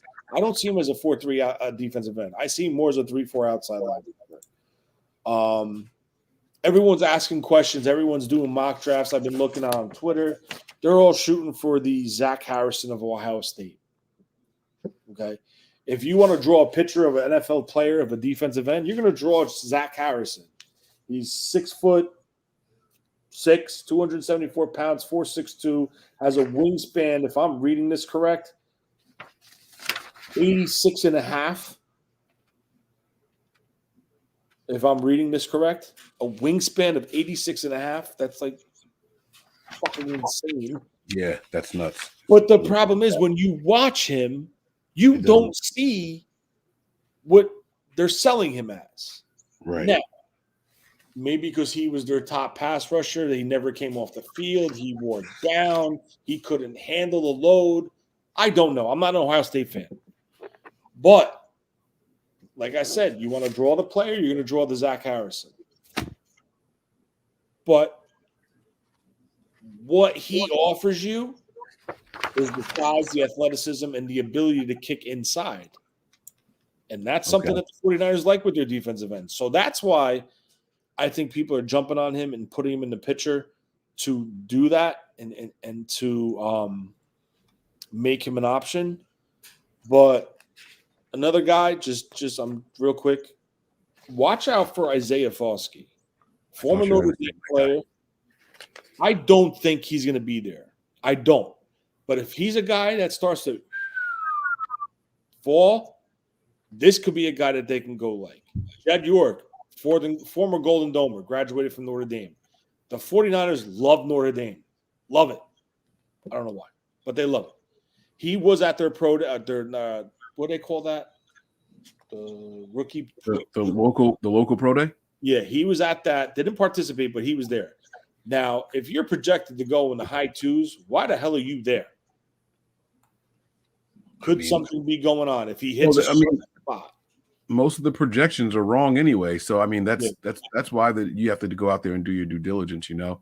And I applaud the Niners for that. I love that they don't get ahead of themselves, you know, and say, oh well, this guy's out of reach because of what NFL Network said, or what, you know, back in the day it was Mike Mayock, and now it's what's the guy's name, Zerline, on NFL Network doing it. Like, it just because they said it doesn't mean anything. And I like that they do that, you know. I love that the team will still bring guys in. If I'm not mistaken, they had a guy in that was a first round prospect that they met with the 30-30. So I mean, they look at stuff, but why, I don't know. Just two more guys, and I'll let you take the role. Wait, I got one really quick. Yeah. Let me just This is a sleeper guy. We shouldn't have to trade up to get someone like him, but Nick Hampton, I don't know if you're familiar with who he is, from Appalachian State, 6'2", 236, 33-inch arms, 33 and 5/8 actually. And he's projected to go around the 4th round. All right. He would have to be a pure pass rusher, high motor guy. He's got good bend. He's got a good rip move as well. This is someone that I think the Niners, if they got him in, he would be another Drake Jackson type of project. Like, we got to see what we got in him and groom him and hone his skills. But he would make a phenomenal 1-2 with Drake Jackson and come in and spell one of those guys, him or Nick Bosa. If the Niners got their hands on him, I think he could be something special. He's only 6'2", though. What do you think about that? I watched him. I actually watched him because I read a lot about how he's the undersized speed rusher of the draft. He's probably one of the highest ranked. But I'm just going to tell you one thing about him. He was a full-time guy, obviously, at App State. You could run at him all day. Well, and that's – I don't know if you remember that's what I started with, the whole Drake Jackson type of comparison to him. Yeah. You know what I mean? The issue is, and I just said before, he falls into that category of where do you play him? Do you stand him up as a 34 outside linebacker? Do you start him as if you're in a 4-3 defense, do you make him an outside linebacker, and then in third downs you put his hand in the dirt? But you got to watch with a guy who's listed at 236. Listed. Yeah. You go through a summer football camp, you're not staying at 236. So now where are you going? What number are you going to be? And it just gets to the point where if you drop 5 pounds, now you're pushing into 231. And if these left tackle, like Trent Williams, what do you think Trent Williams would do with him? Well, I mean, but you don't have to. I think Nick Bosa would be rushing up against that kind of guy. He's going to go against right tackles for most teams. Yeah. You know, just that's what I would do with him anyway. I'm not putting him up against anyone's best, unless you see a really, really good mismatch from Nick Bosa on the other side, and he's just there as a space eater. You know what I'm saying? Yeah. To do something like that. But I mean, that's just how that's how I see it. But you're right. That kind of weight, they're gonna stonewall him immediately. But that's why he's got that speed and he's got that bend. He's got that good first step, and he can get low. I call the tennis ball drill. You know what I mean? Like when they're running around the hula hoop and picking up the tennis balls. He would excel in a drill like that. So I like this kid. My last two are going to be two beautiful. I can't even 2202 or whatever his name is. Whatever. Did the 49ers tap USC 2 years in a row for a defensive end? That's all I'm going to say. I mean, listen, what I like if you look at tendencies. I don't know how to say his name either. Wappy, whatever freaking name is. But if you look at tendency and traits, those Polynesian guys, they're like animals. They're strong as oxes. They don't stop. They have high motors. They're all over the place. And that's what you want. And if you turn on USC, this kid's all over in the backfield consistently, all over the field. I like what I saw from him on tape. He's a high effort guy, high energy guy, plays at a whistle, high motor. Needs to be worked on with pass rush moves and he's not that guy like that Nick Bosa where his feet match his hands. He's never going to be that. But if you're looking for a high effort guy just to come in and rush the quarterback and go get him, that's someone I would consider later on. And my ultimate draft crush for this year's draft, and I'm not talking high, obviously. I'm talking rounds 5, 6, 7. I think 5 is even a little high. I'm willing to go to the 6, 7 range. Is Jose Ramirez from Eastern Michigan. If you guys want to know who Jose Ramirez from Eastern Michigan is, go on YouTube and watch the 2023 East-West Shrine game. This guy has a bend and moves and dip and rip ability. I can't wait. So damn impressed with this kid. He's 6'2". He weighs about 252 right now, give or take a pound or two. He timed it a 4.7 flat. I just think this kid has it to come in. And if the 49ers are going to go with a bigger defensive end like an Isaiah McGuire, if they want to go with a Foskey, if they want to go with who's the other guy I mentioned? Shit. Well, if they want to go with a bigger defensive end like McGuire, Foskey, or even like a Keon White who's 280 pounds, they could double down and go in the latter part of the draft and get a Jose Ramirez where he offers you a little bit speed, bend, and explosion off the edge. Tony, so there's a guy that I keep looking up, and you described something that really, got me to thinking about him as well. And he's projected to go really late, and I like this guy. I'm going to probably butcher his first name, but Viliami Fioco Jr. from San Jose State? Yeah. What are your thoughts? What were your thoughts on him? I think this is somebody that the Niners can go out there and get and really groom. And you talked about the flexibility to go inside and out. I mean, he's 6'4", 276. I mean, you can put him on the edge for sure. Do you want to try to put something like that on the inside? I don't know, but what are your thoughts on him? 44 tackles for loss. Solid. He's solid, but he, like when you watch him, I'm not questioning his effort. I'm not questioning his hustle. That's all he's got, though, because he doesn't have the bend. That's it. He's really stiff and tight. So what I'm trying to get at is you could use that against him. You know what I'm saying? If he can't beat you with speed, he doesn't have the flexibility to bend around the edge. You get a big offensive tackle with like a good tight end that can block. You're never going to hear this kid's name. But there's I don't know. Go ahead. I watched them. I just don't know. There's something about him that I just can't put my finger on. Like everyone's raving about this kid. I'm just like, well, they're raving about him because of the production. It's only the production, right? And it kind of like makes you say, well, what is it, right? In 3 seasons, he's got 44 tackles for loss. That's not counting sacks. He's got 22 sacks in his last 3 seasons. Like, there's something he's doing something right to put up those kind of numbers. He's doing something right. Did Nick Bosa even have 22 sacks in college? And that is not me comparing him to Nick Bosa. So let me. it's not what I'm saying. I don't think he did. Right. So please, guys, don't take that out of context. But I'm just saying, like, there's got to be something to him. He's doing something right to constantly be making these tackles in the backfield. But I don't physically see it. Other than the results, I don't see the effort. Effort is good. He's got a good motor. And he can do a nice bull rush, but that's really all I see. It's not speed. It's not bend. I don't know. I was hoping that maybe you had something to add about him, but it sounds like we're in the same place. Yeah. I just can't put my finger on it. I don't know what it is. Is he a man amongst boys?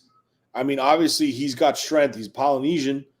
Like, those dudes are strong as oxes, man. Like, you look at these guys, they're built like brick shit houses that could just throw you around. I mean, these guys pick up tree trunks and bench them and squat with them like on their backs. But is it something where it's just pure strength, where he's just physically? Well, he has. All right. So one thing I did see when I was watching him, he does a spin move a lot, but I feel like that's all he's got between the bull rush and then this one spin. That's all I see out of him. Is that enough to get you on a team and then you learn more later? I mean, it could. It could. But listen, the NFL, these guys are students of the game. They watch tendencies. They watch what you do in certain situations.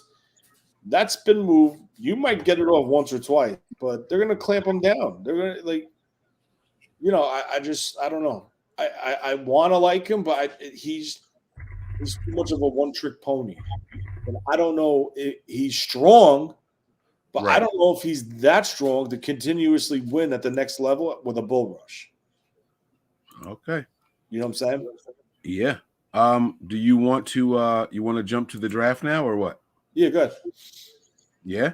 Yeah, because I got to go to work. There's no other position group you got to do? Nah, I mean, those are pretty much the big ones that we're going to be looking at early, right? Yeah.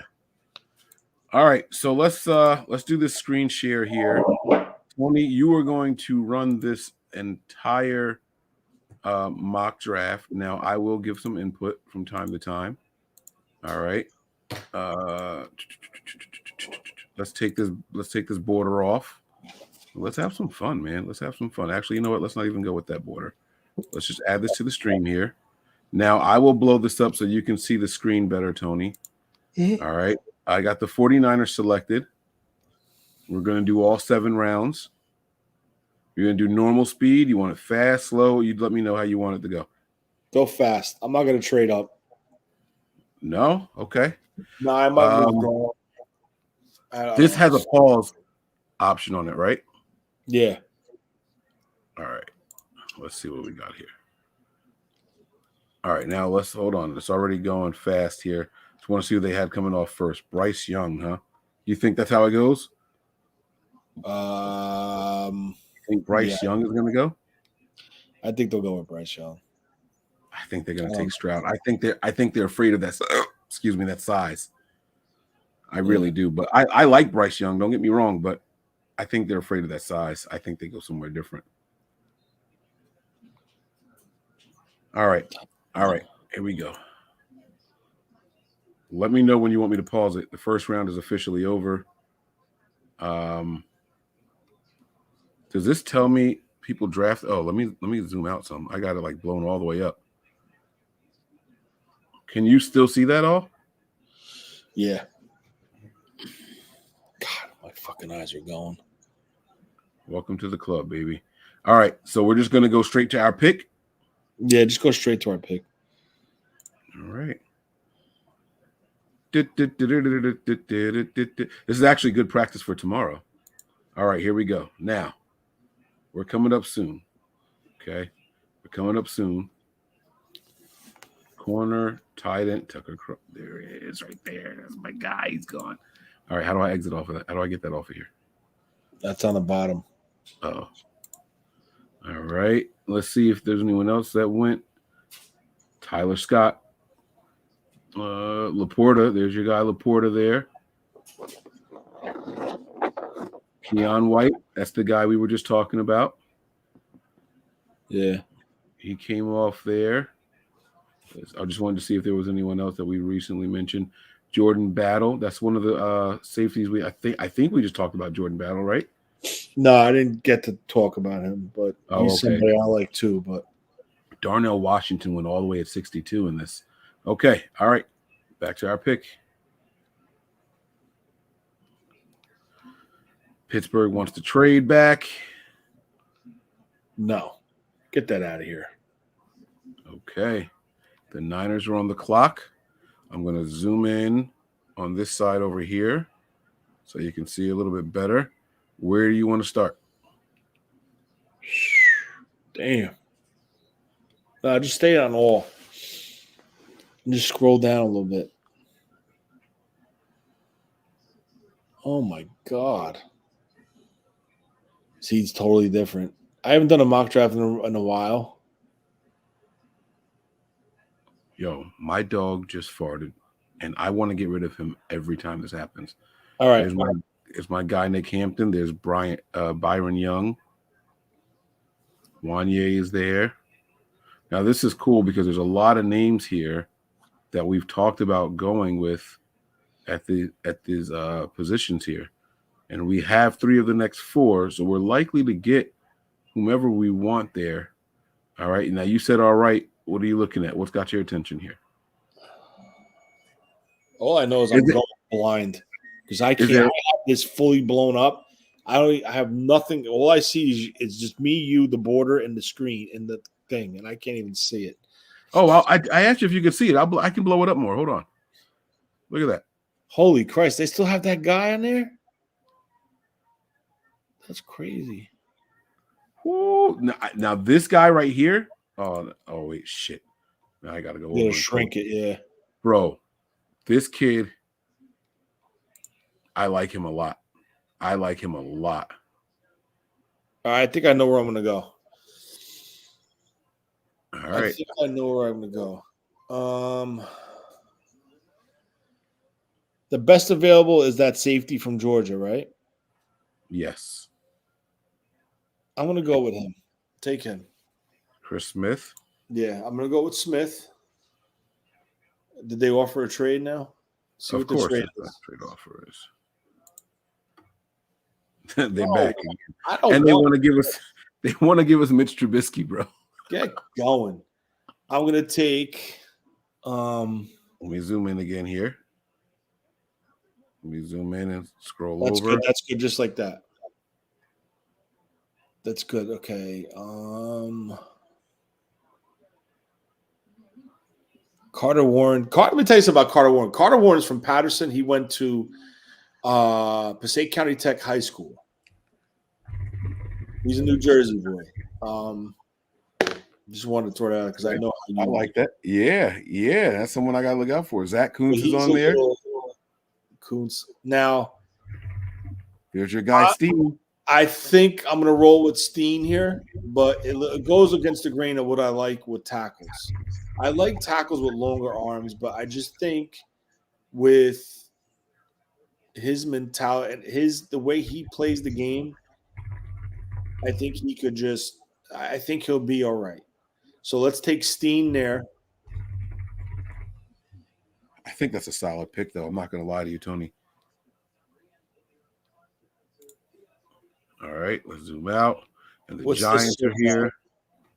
The Giants are 128, 160, 172. But they're also getting 255 from us. 128. So that means that's 26 picks. But this also puts us in the fourth round now. We don't have a fourth round pick, right? Yeah, I think. We're only gaining one pick. We're giving away 2 to get 3. We're gaining 1 pick, and that would make it 12 for the day. It's too far of a drop. That's a big drop off from like you're moving down. We're moving out of the range where I feel like you're moving out of the range of the players where I want to try to jump on. Right. You know what I'm saying?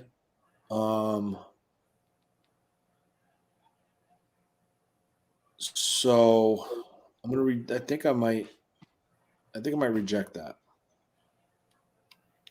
Final answer? Yeah, reject it.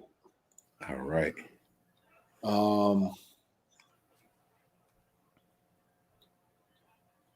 Now there's your guy. There's someone sitting here that I really, really like. You could turn all of 49ers fan base on its head right now by selecting this running back. What, the kid from Pittsburgh? No, right here from TCU. Oh, this is Christian McCaffrey's replacement. Him and my guy Deuce Vaughn are Christian McCaffrey. I can't do running back here. I can't. All right. There's 2 position groups that I'm looking at right now. What are they? One, there's a wide receiver, and the second one is an edge player. Because my tight end's not there. My top ranked tight end isn't there. Now, if you look at the edge group, you have multiple options. We got 2 guys that we named both of these guys in particular here, and Nick Hampton and Byron Young. And there's my next guy. Isaiah McGuire. Yes. So I think this is going to bite me in the ass. Ali Gay is another one that never mind. Now you said what was the other position you said? Tight end? Tight end, receiver, or edge. There's tight end. Zach Kuntz is the top guy there, but your Schoonmaker is there still. And Payne Durham is projected to go a lot later. And then your wide receivers are here. Oh, sorry. Your wide receivers are here.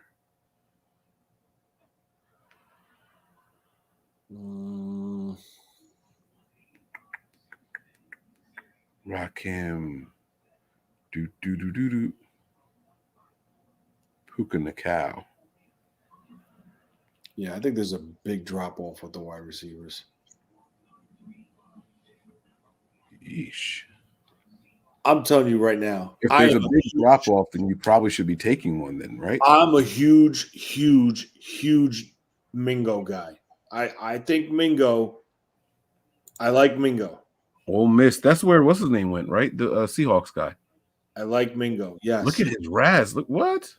AJ Brown went there. DK went there. There's something about this guy I like. I wouldn't be opposed to it. I think the Niners go wide receiver. I just think they go bigger guys. But again,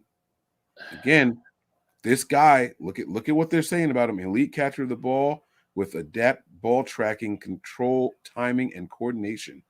Routinely secures passes with hands and makes effortless high difficulty adjustments. Flashes surgical foot speed, pacing, and sharp flexibility through breaks as a separator. He's a blocker too.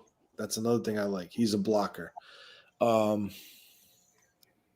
back to all real quick. Whippler's good, but too high. I can't take a center here. Pace is a phenomenal linebacker. Dell is good.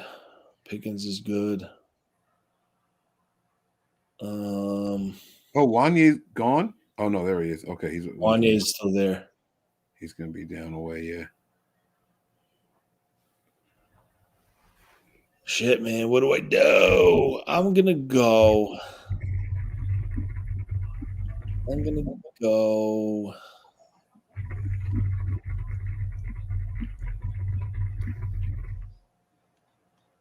Oh, wait. Hold on now. Yeah. Hold on now, baby. Jake Moody, my ass. I ain't taking it. No. Okay. All right. Hold on. I got another one for you. Huh? I'm gonna go edge. Pull up the edges real quick.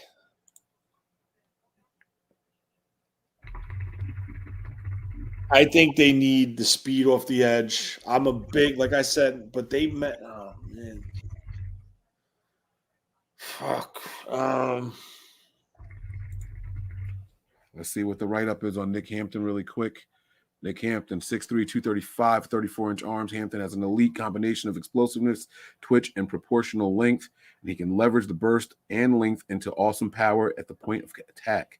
His speed-to-power framework is exceptional, but he also has twitch and active hands, hot motor, not high, but hot motor, and violent energy to offset tackles and enter pursuit. Just as Hampton's frame helps him, however, it also works against him at times. He's listed at just 235 and could be even lighter. His play strength is visibly lacking on tape, and it impacts his ability to hold ground against run and splice through anchors in his passing game.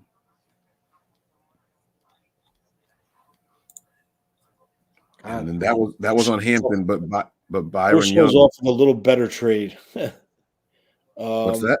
I wish I was offered a little better of a trade. Oh shit, Tony! Who'd you just take? I took your guy. Who? Your edge guy, Byron. Did you? Yeah, I took. Oh, wait. Then who the hell did I just take? There's two Byron Youngs. Oh, okay. So I must have got. I hope I got the right one. Shit. Now I got it. I did. Tennessee. Okay. All right, so we're gonna go Byron Young with the edge, the speed guy. Thanks to Mike. We were up against the clock, okay? It was Yeah. counting down. It was going doot, doot, doot. I had to get the pick in. I'm sorry. All right, who's up? Oh God. I am so sorry. Oh my God. Oh man, the fucking Seahawks. Damn it. I was all right. All right. Who we So got? here we are. Let's go to for all. That's everyone. Okay. Garner, Shoemaker, of course. Is Ty Gardner is there. Okay.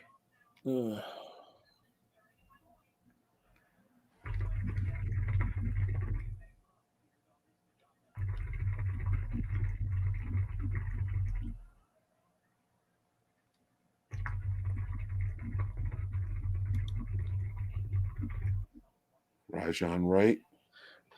Parham is still there. There's no trade offers, right?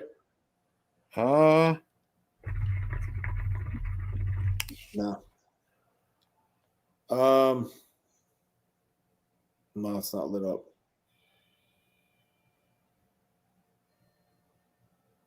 Dante Stills is someone's name I've heard, but I feel like we're a little high. Where are we right now? We're at 150. It's not that high, actually. Good. Go back up to the top.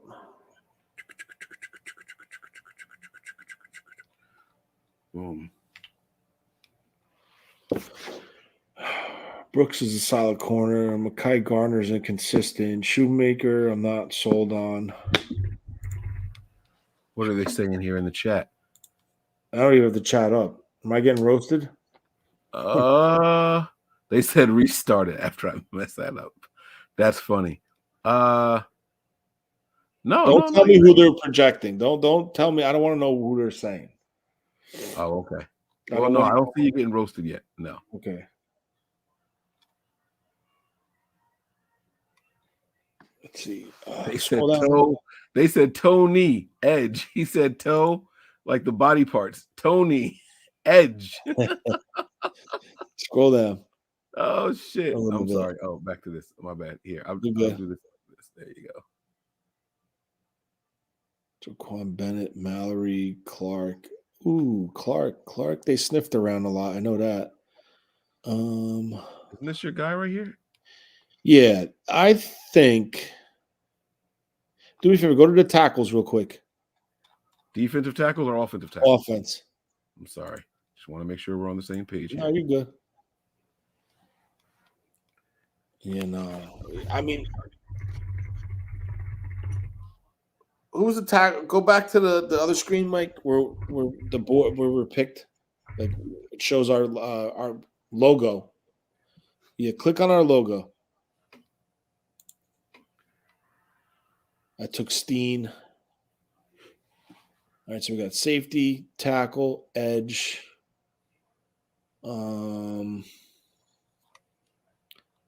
Let's go. Yeah, we got a lot of picks. I'm gonna go. Let's see what we got.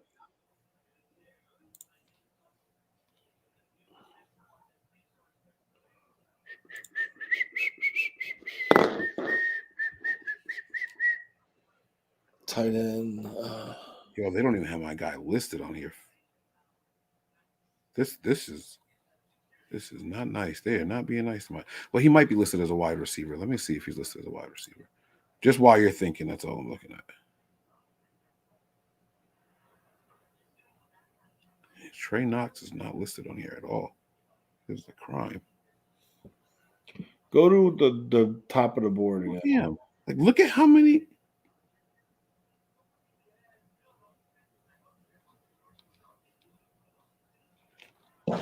How do you do that shared screen shit? All right, so here we go. You're up with the. You want to go back to the top with all? Yeah. All right. Scroll down slowly one more time.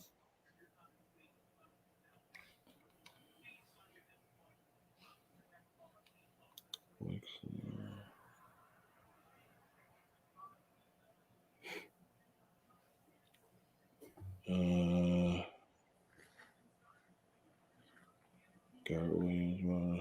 And you can quote him.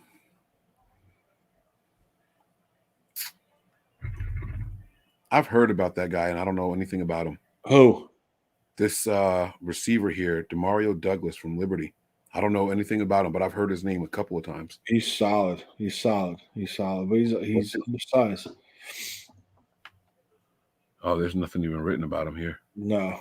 7.33 RAS, though. Go to, let me grab. I know they were around. They kept hitting on that kid, Clark. Kentrell Clark. I know they someone said they were really in on him. He's a slot corner. Showed he could play outside a little bit. Oh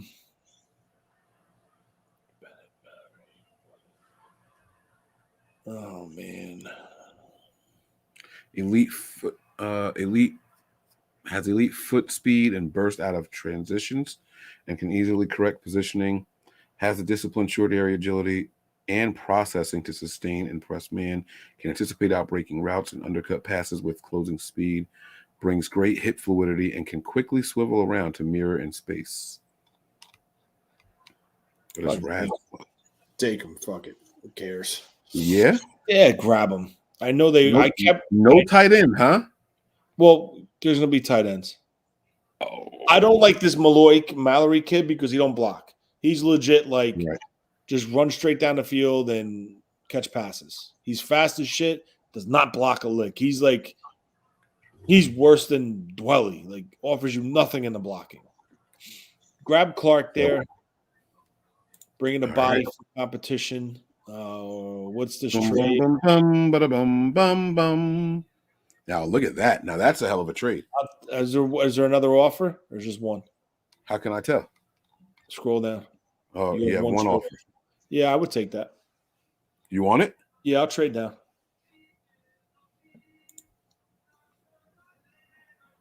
All right, now pull up. Look at who fucking went. Yo, I feel like this guy, Payne Durham, is meant to be a Colt. Like, pull up. I'm sorry. No, you're good. And Shoemaker went too. Big Brother's listening. That's why. That's wild. That is wild. All right, here we go. And we are on all, just so you know. So this is the list of everybody. Go to linebackers. Linebackers.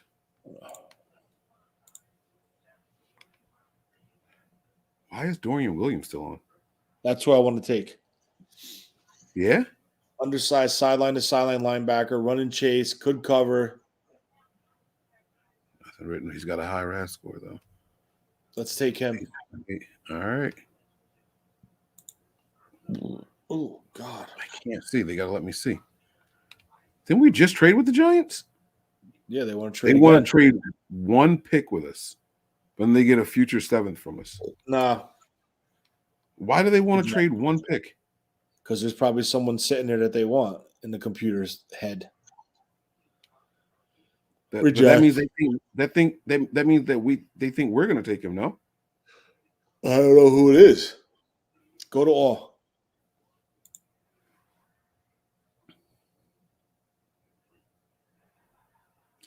I'm going to double down now. This is where we talk about double downing on a position. I'm going to take Ojokwu, the tackle from Boise State. Wow. I like it, Tony. I like it. Okay. Let's see what we got. There's my guy right there. Roll up. Oh, my bad. I got No, you excited. Good. Oof. When's our next pick? We're going from 196 down to 216. Take Dante Stills.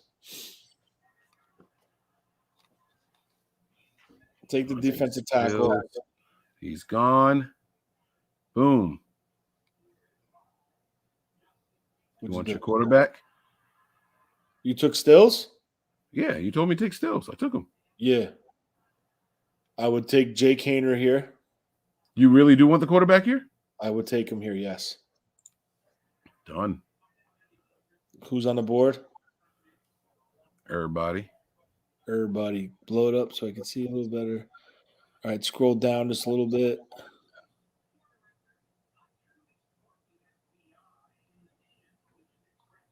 He took a safety.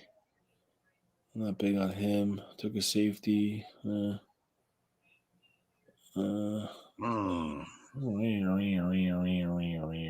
man. Pull up tight ends. Wait, here's my guy on edge, just so you know. He's way down there. Pull up tight ends. Tight ends. Pull down. No, that can't be who's left. That's it, man. There was a run on him earlier. You didn't hear me say it earlier? Go up. All the way up. Fuck. No, yeah, they're still there. You got more. No, this is where we started. With what? No, you started in the 400s. I didn't see these guys.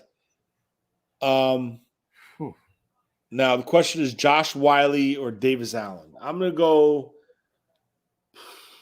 Davis Allen here. It's my dog.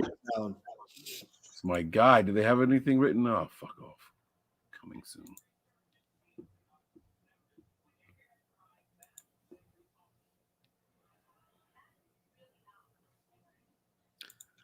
Oh, let's see. Let me zoom in over here for you. Scroll down a little bit.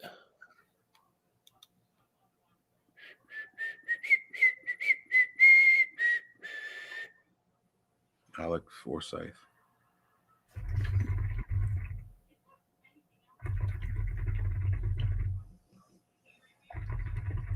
Right there. Can I see it? 260. Wait. 260.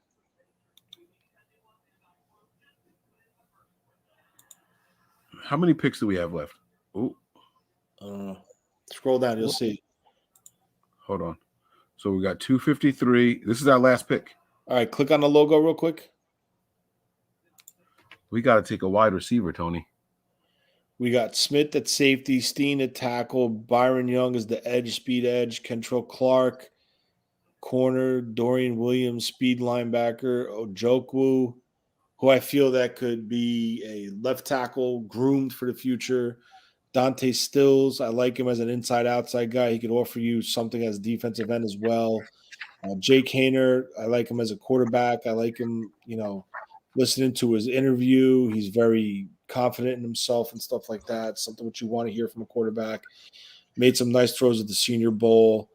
Davis Allen, not the fastest, but could block and catch and get downfield, and showed it in a spread offense at Clemson. And then you have Kendry Coburn, the defensive tackle, a big space-eating defensive tackle. I want to see if my guy Ford Wheaton is still here, the wide receiver position. No, he's probably long. Oh, scroll up. You still got more up top. Oh. I just want to see if any of the wide receivers that I have at the end of my thing are here. So I have Ford Wheaton. I don't see him there. He's probably gone already. Is Landers there from Arkansas? Yeah. Matt Landers is there. He's 6'4", 200 pounds. He's got really, really good speed. I have a star next to him and a green sticker on him. You guys can't see the sticker probably. 47 catches, 901 yards, 8 touchdowns. He's a good wide receiver. Let me see what other guys I have marked off here. I doubt any more of them are there, though, because he was – A.T. Perry is someone that I think Croc keeps talking about. Elijah Higgins, is he there? No. So he's probably the last guy that I have on my paper that's there. I have A.T. Perry written down here as well. He's highlighted. That's probably going to be it then. All right, that's my favorite wide receiver on the board. What do you want to do? Go to could you blow it up a little bit? Oh, yeah, sorry. Go to running back. Go to scroll down, actually. I'm sorry. I don't even think he's on this board. No, he ain't there. Go to defensive end. Look at you.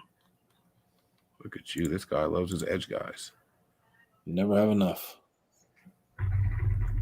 Yasir Abdullah. This isn't a pretty crop.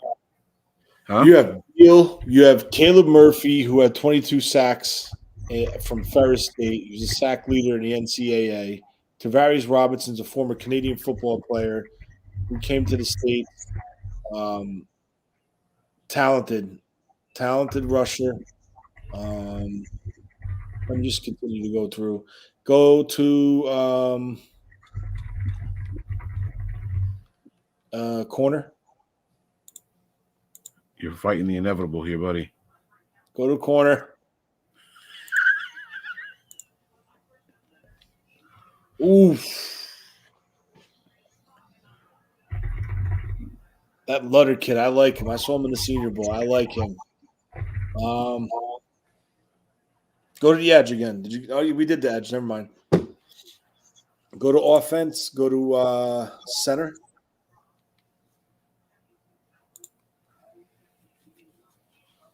Scroll down.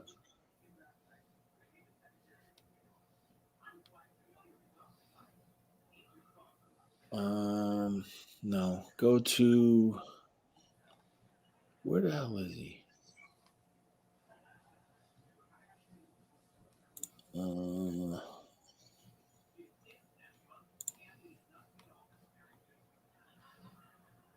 Wide receiver or kicker. I'm telling you, it's calling you. It's calling you.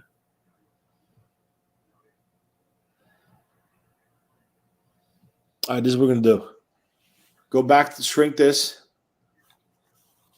Shrink it. That. Yeah, so I could see both sides. Who's got the last pick? The Texans. Go to the trade. Propose a trade. Go to the Texans. Next. Click their pick. 259, I think it is. Mm-hmm. Go to our side. Scroll all the way down. Mm-hmm. Give them a 7th because I think we're going to get comp picks next year. Mm-hmm. Propose.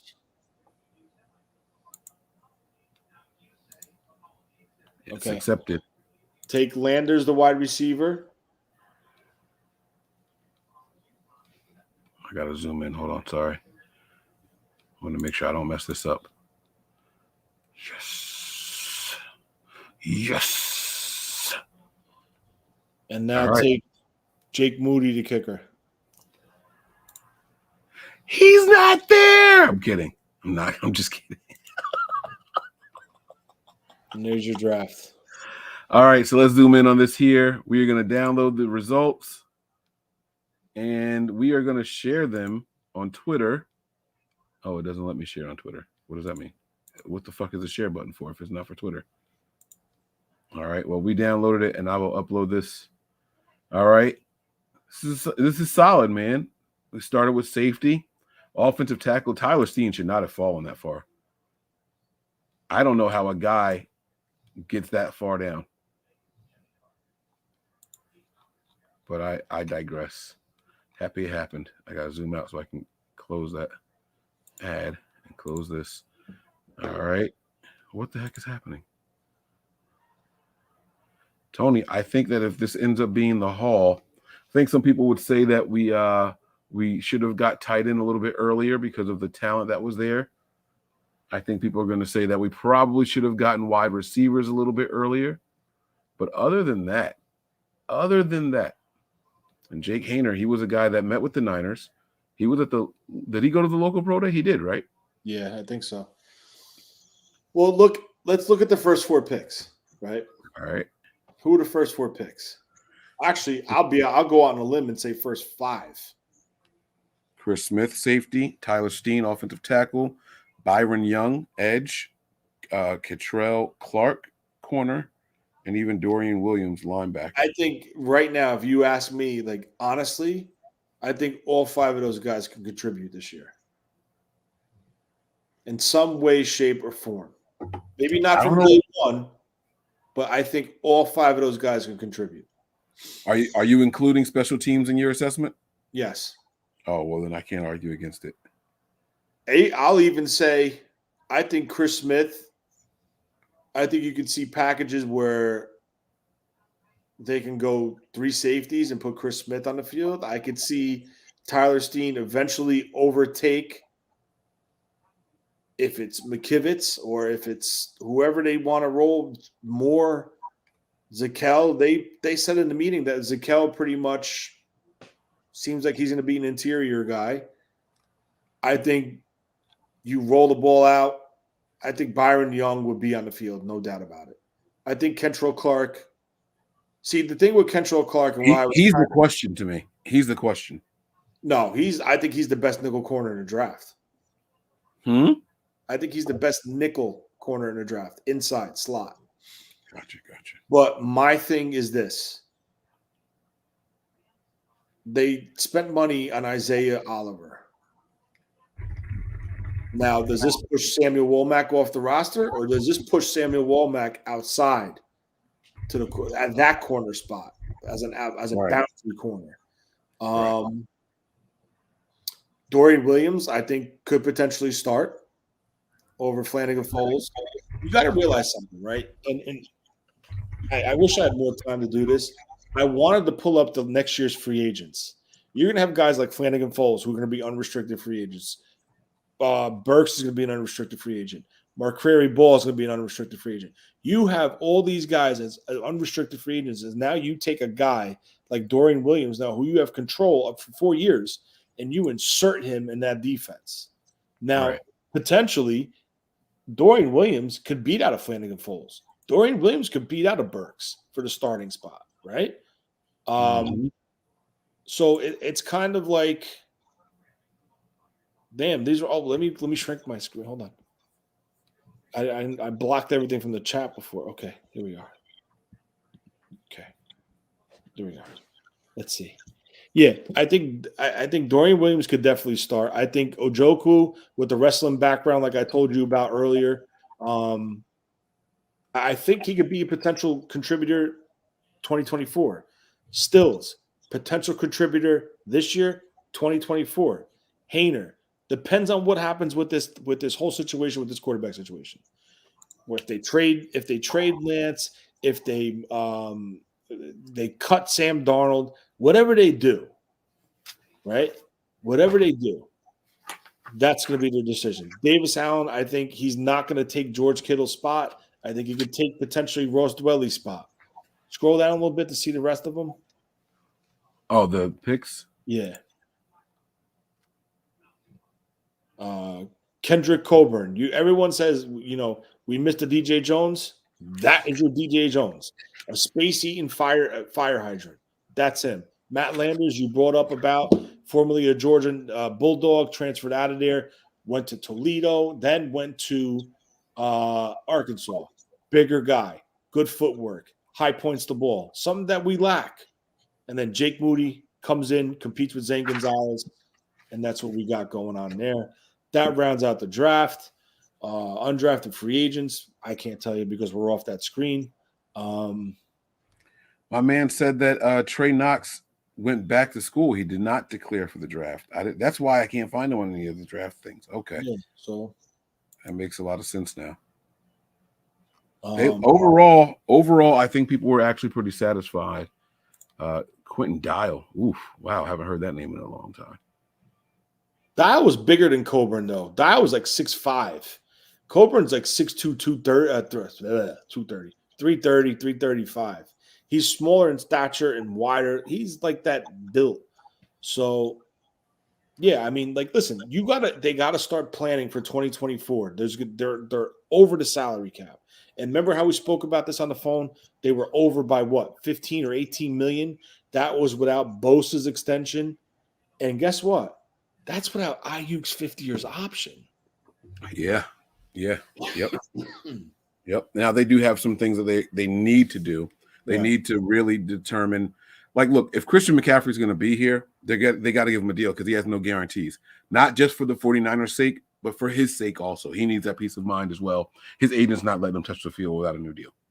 Yeah, he's not going to let him do that. There's no guarantee. So I completely think that that's going to happen. That $12 million is going to come off the books, probably look like $2 or $3 million when it's all said and done on the books, and create $10 million in cap space. So that's one there that's going to happen. I'm not sure who else or what else, but we'll have to play it out by ear and see what happens. You take that 5th-year option of Nick Bosa and turn that into a signing bonus or whatever, and that'll create a lot of money as well. So. He meant Abreu Franklin. He said he did not mean to say Quentin Dial. That's a good comp. Abreu Franklin, that's a good comp. Big stout nose tackle. That is a good comp. Who said that? Symmetry. That's my guy. Yeah. Mm-hmm. Sim says nice mock, Tony. Probably the most realistic I've seen in a while. Thanks. I mean, listen, I gotta be honest with you guys. I'm gonna keep it real with you. I came very close to taking Mingo earlier in the draft. I'm telling you right now, If I could have redone it, if it would have been done differently, do you still have it or no? What's that? The draft, the mock? Yeah, the picture. Yeah, I do. I can share it. Yeah, I got it right here. I'll just share it again. So I did something for the draft, and I did it for this year. I shaved my beard off, man. My beard is gone. It's not staying gone. I'm starting it all over this year, and I'm not cutting it until the Niners win a Super Bowl. Oh, God. It starts with the draft. Here's your can you see it? Oh, I didn't add it. My bad. I thought I added it back to the screen. I apologize. Here you go. What really screwed me up was Christopher Smith being there. And that's what's so damn hard about this shit. You have players that you honestly during your evaluation say, what the fuck? This is supposed to be 9.23, right? Yeah, I think that's a typo. There's no way that's his RAS score. Yeah, I don't know. What? I don't think that's true. Everything on his profiles talks about his athleticism. Wait, where's my paper? The fuck? I don't even know where to do it. What the hell was I just gonna say? Yeah, like a situation like this, right? You don't know. Like if I think he's gone by. I think he goes in the second round, Smith. I don't think he's in the third round. Well, NFL has him ranked, not ranked, but they say he's projected for the 4th or 5th round. But again, that's Lance Zierlein. So what do we know? We'll see. Everything I read on him, he was second round material. Yeah, but everything is just saying small frame. 5'11" is plenty of height. Like that's my size without shoes on. You know what I'm saying? Like that's me. Now, I think he's off the top of my head. I think he's an older prospect too because I think he was involved. He's a 5th-year defensive back. I think he sat out COVID. I think he might have opted out. Oh, his athleticism score is low. Is it? Yeah. Yeah. It says 54 on here. Oh, how about that? So maybe that RAS score was right. Huh. But again, see, and this is why this process is so much more than just what'd you run, what'd you jump, how much did you bench? It's so much more than that. It's because at some point you have to take film into account. Yeah. You know what I'm saying? So what I think happens in the draft is people study the film and they think they have you penciled in. And the only thing you can do by performing at the combine is shoot your way up. You can sneak. You can probably jump a round or two if you just blow the combine out the water, right? If you have a bad combine and teams still like you, you might maybe just fall a half a round or a full round. You know what I mean? I think once teams have you penciled in, you can only move up from there, really, once they think they know what you are based off of your film, unless it's mental. And then that'll drop you all the way. You know what I'm saying? If you're in there and you're just saying, "Hey, so what do you think about?" Yeah, fuck off, guys. Like, don't waste time drafting. Like, I'm not going to be there. You do some Deion Sanders shit, then you'll fall off of everyone's board. You know what I'm saying? You'll start to fall for real. But do you remember that story with Deion Sanders? What? When I think who was it? The Giants. He met with a team that was outside of the top 10. They were like 11, or maybe it was a top 10 team. And he was like, they called him to set up a meeting. And he was like, "Where do you guys pick?" He was like, "Yeah, no, I'm not going to be there." You can trade it up. Like, what the hell? That's what he said to him. "You can keep your playbook. I'm not even going to look at that. I'm not going to be there." Like, he was cocky as hell, man. Like, you can't do that nowadays. Teams, they're just too sensitive. They did not like me saying that my facial hair was crazy. And drawing facial hair every day until the Niners win a ring. I'm going to be growing facial hair every day. They said Mike's going to look like Gandalf because we ain't winning anything with the luck that we have. That's sad. Yo, that's fucked up, man. Where's the confidence in the team, guys? We're winning the Super Bowl this year. It's happening this year. It really, really is. Jake Moody. Game-winning kick. Book it, baby. Book it. So says Tony. Right, Tony? Yeah, I mean, they do have bad luck, though. I ain't going to lie.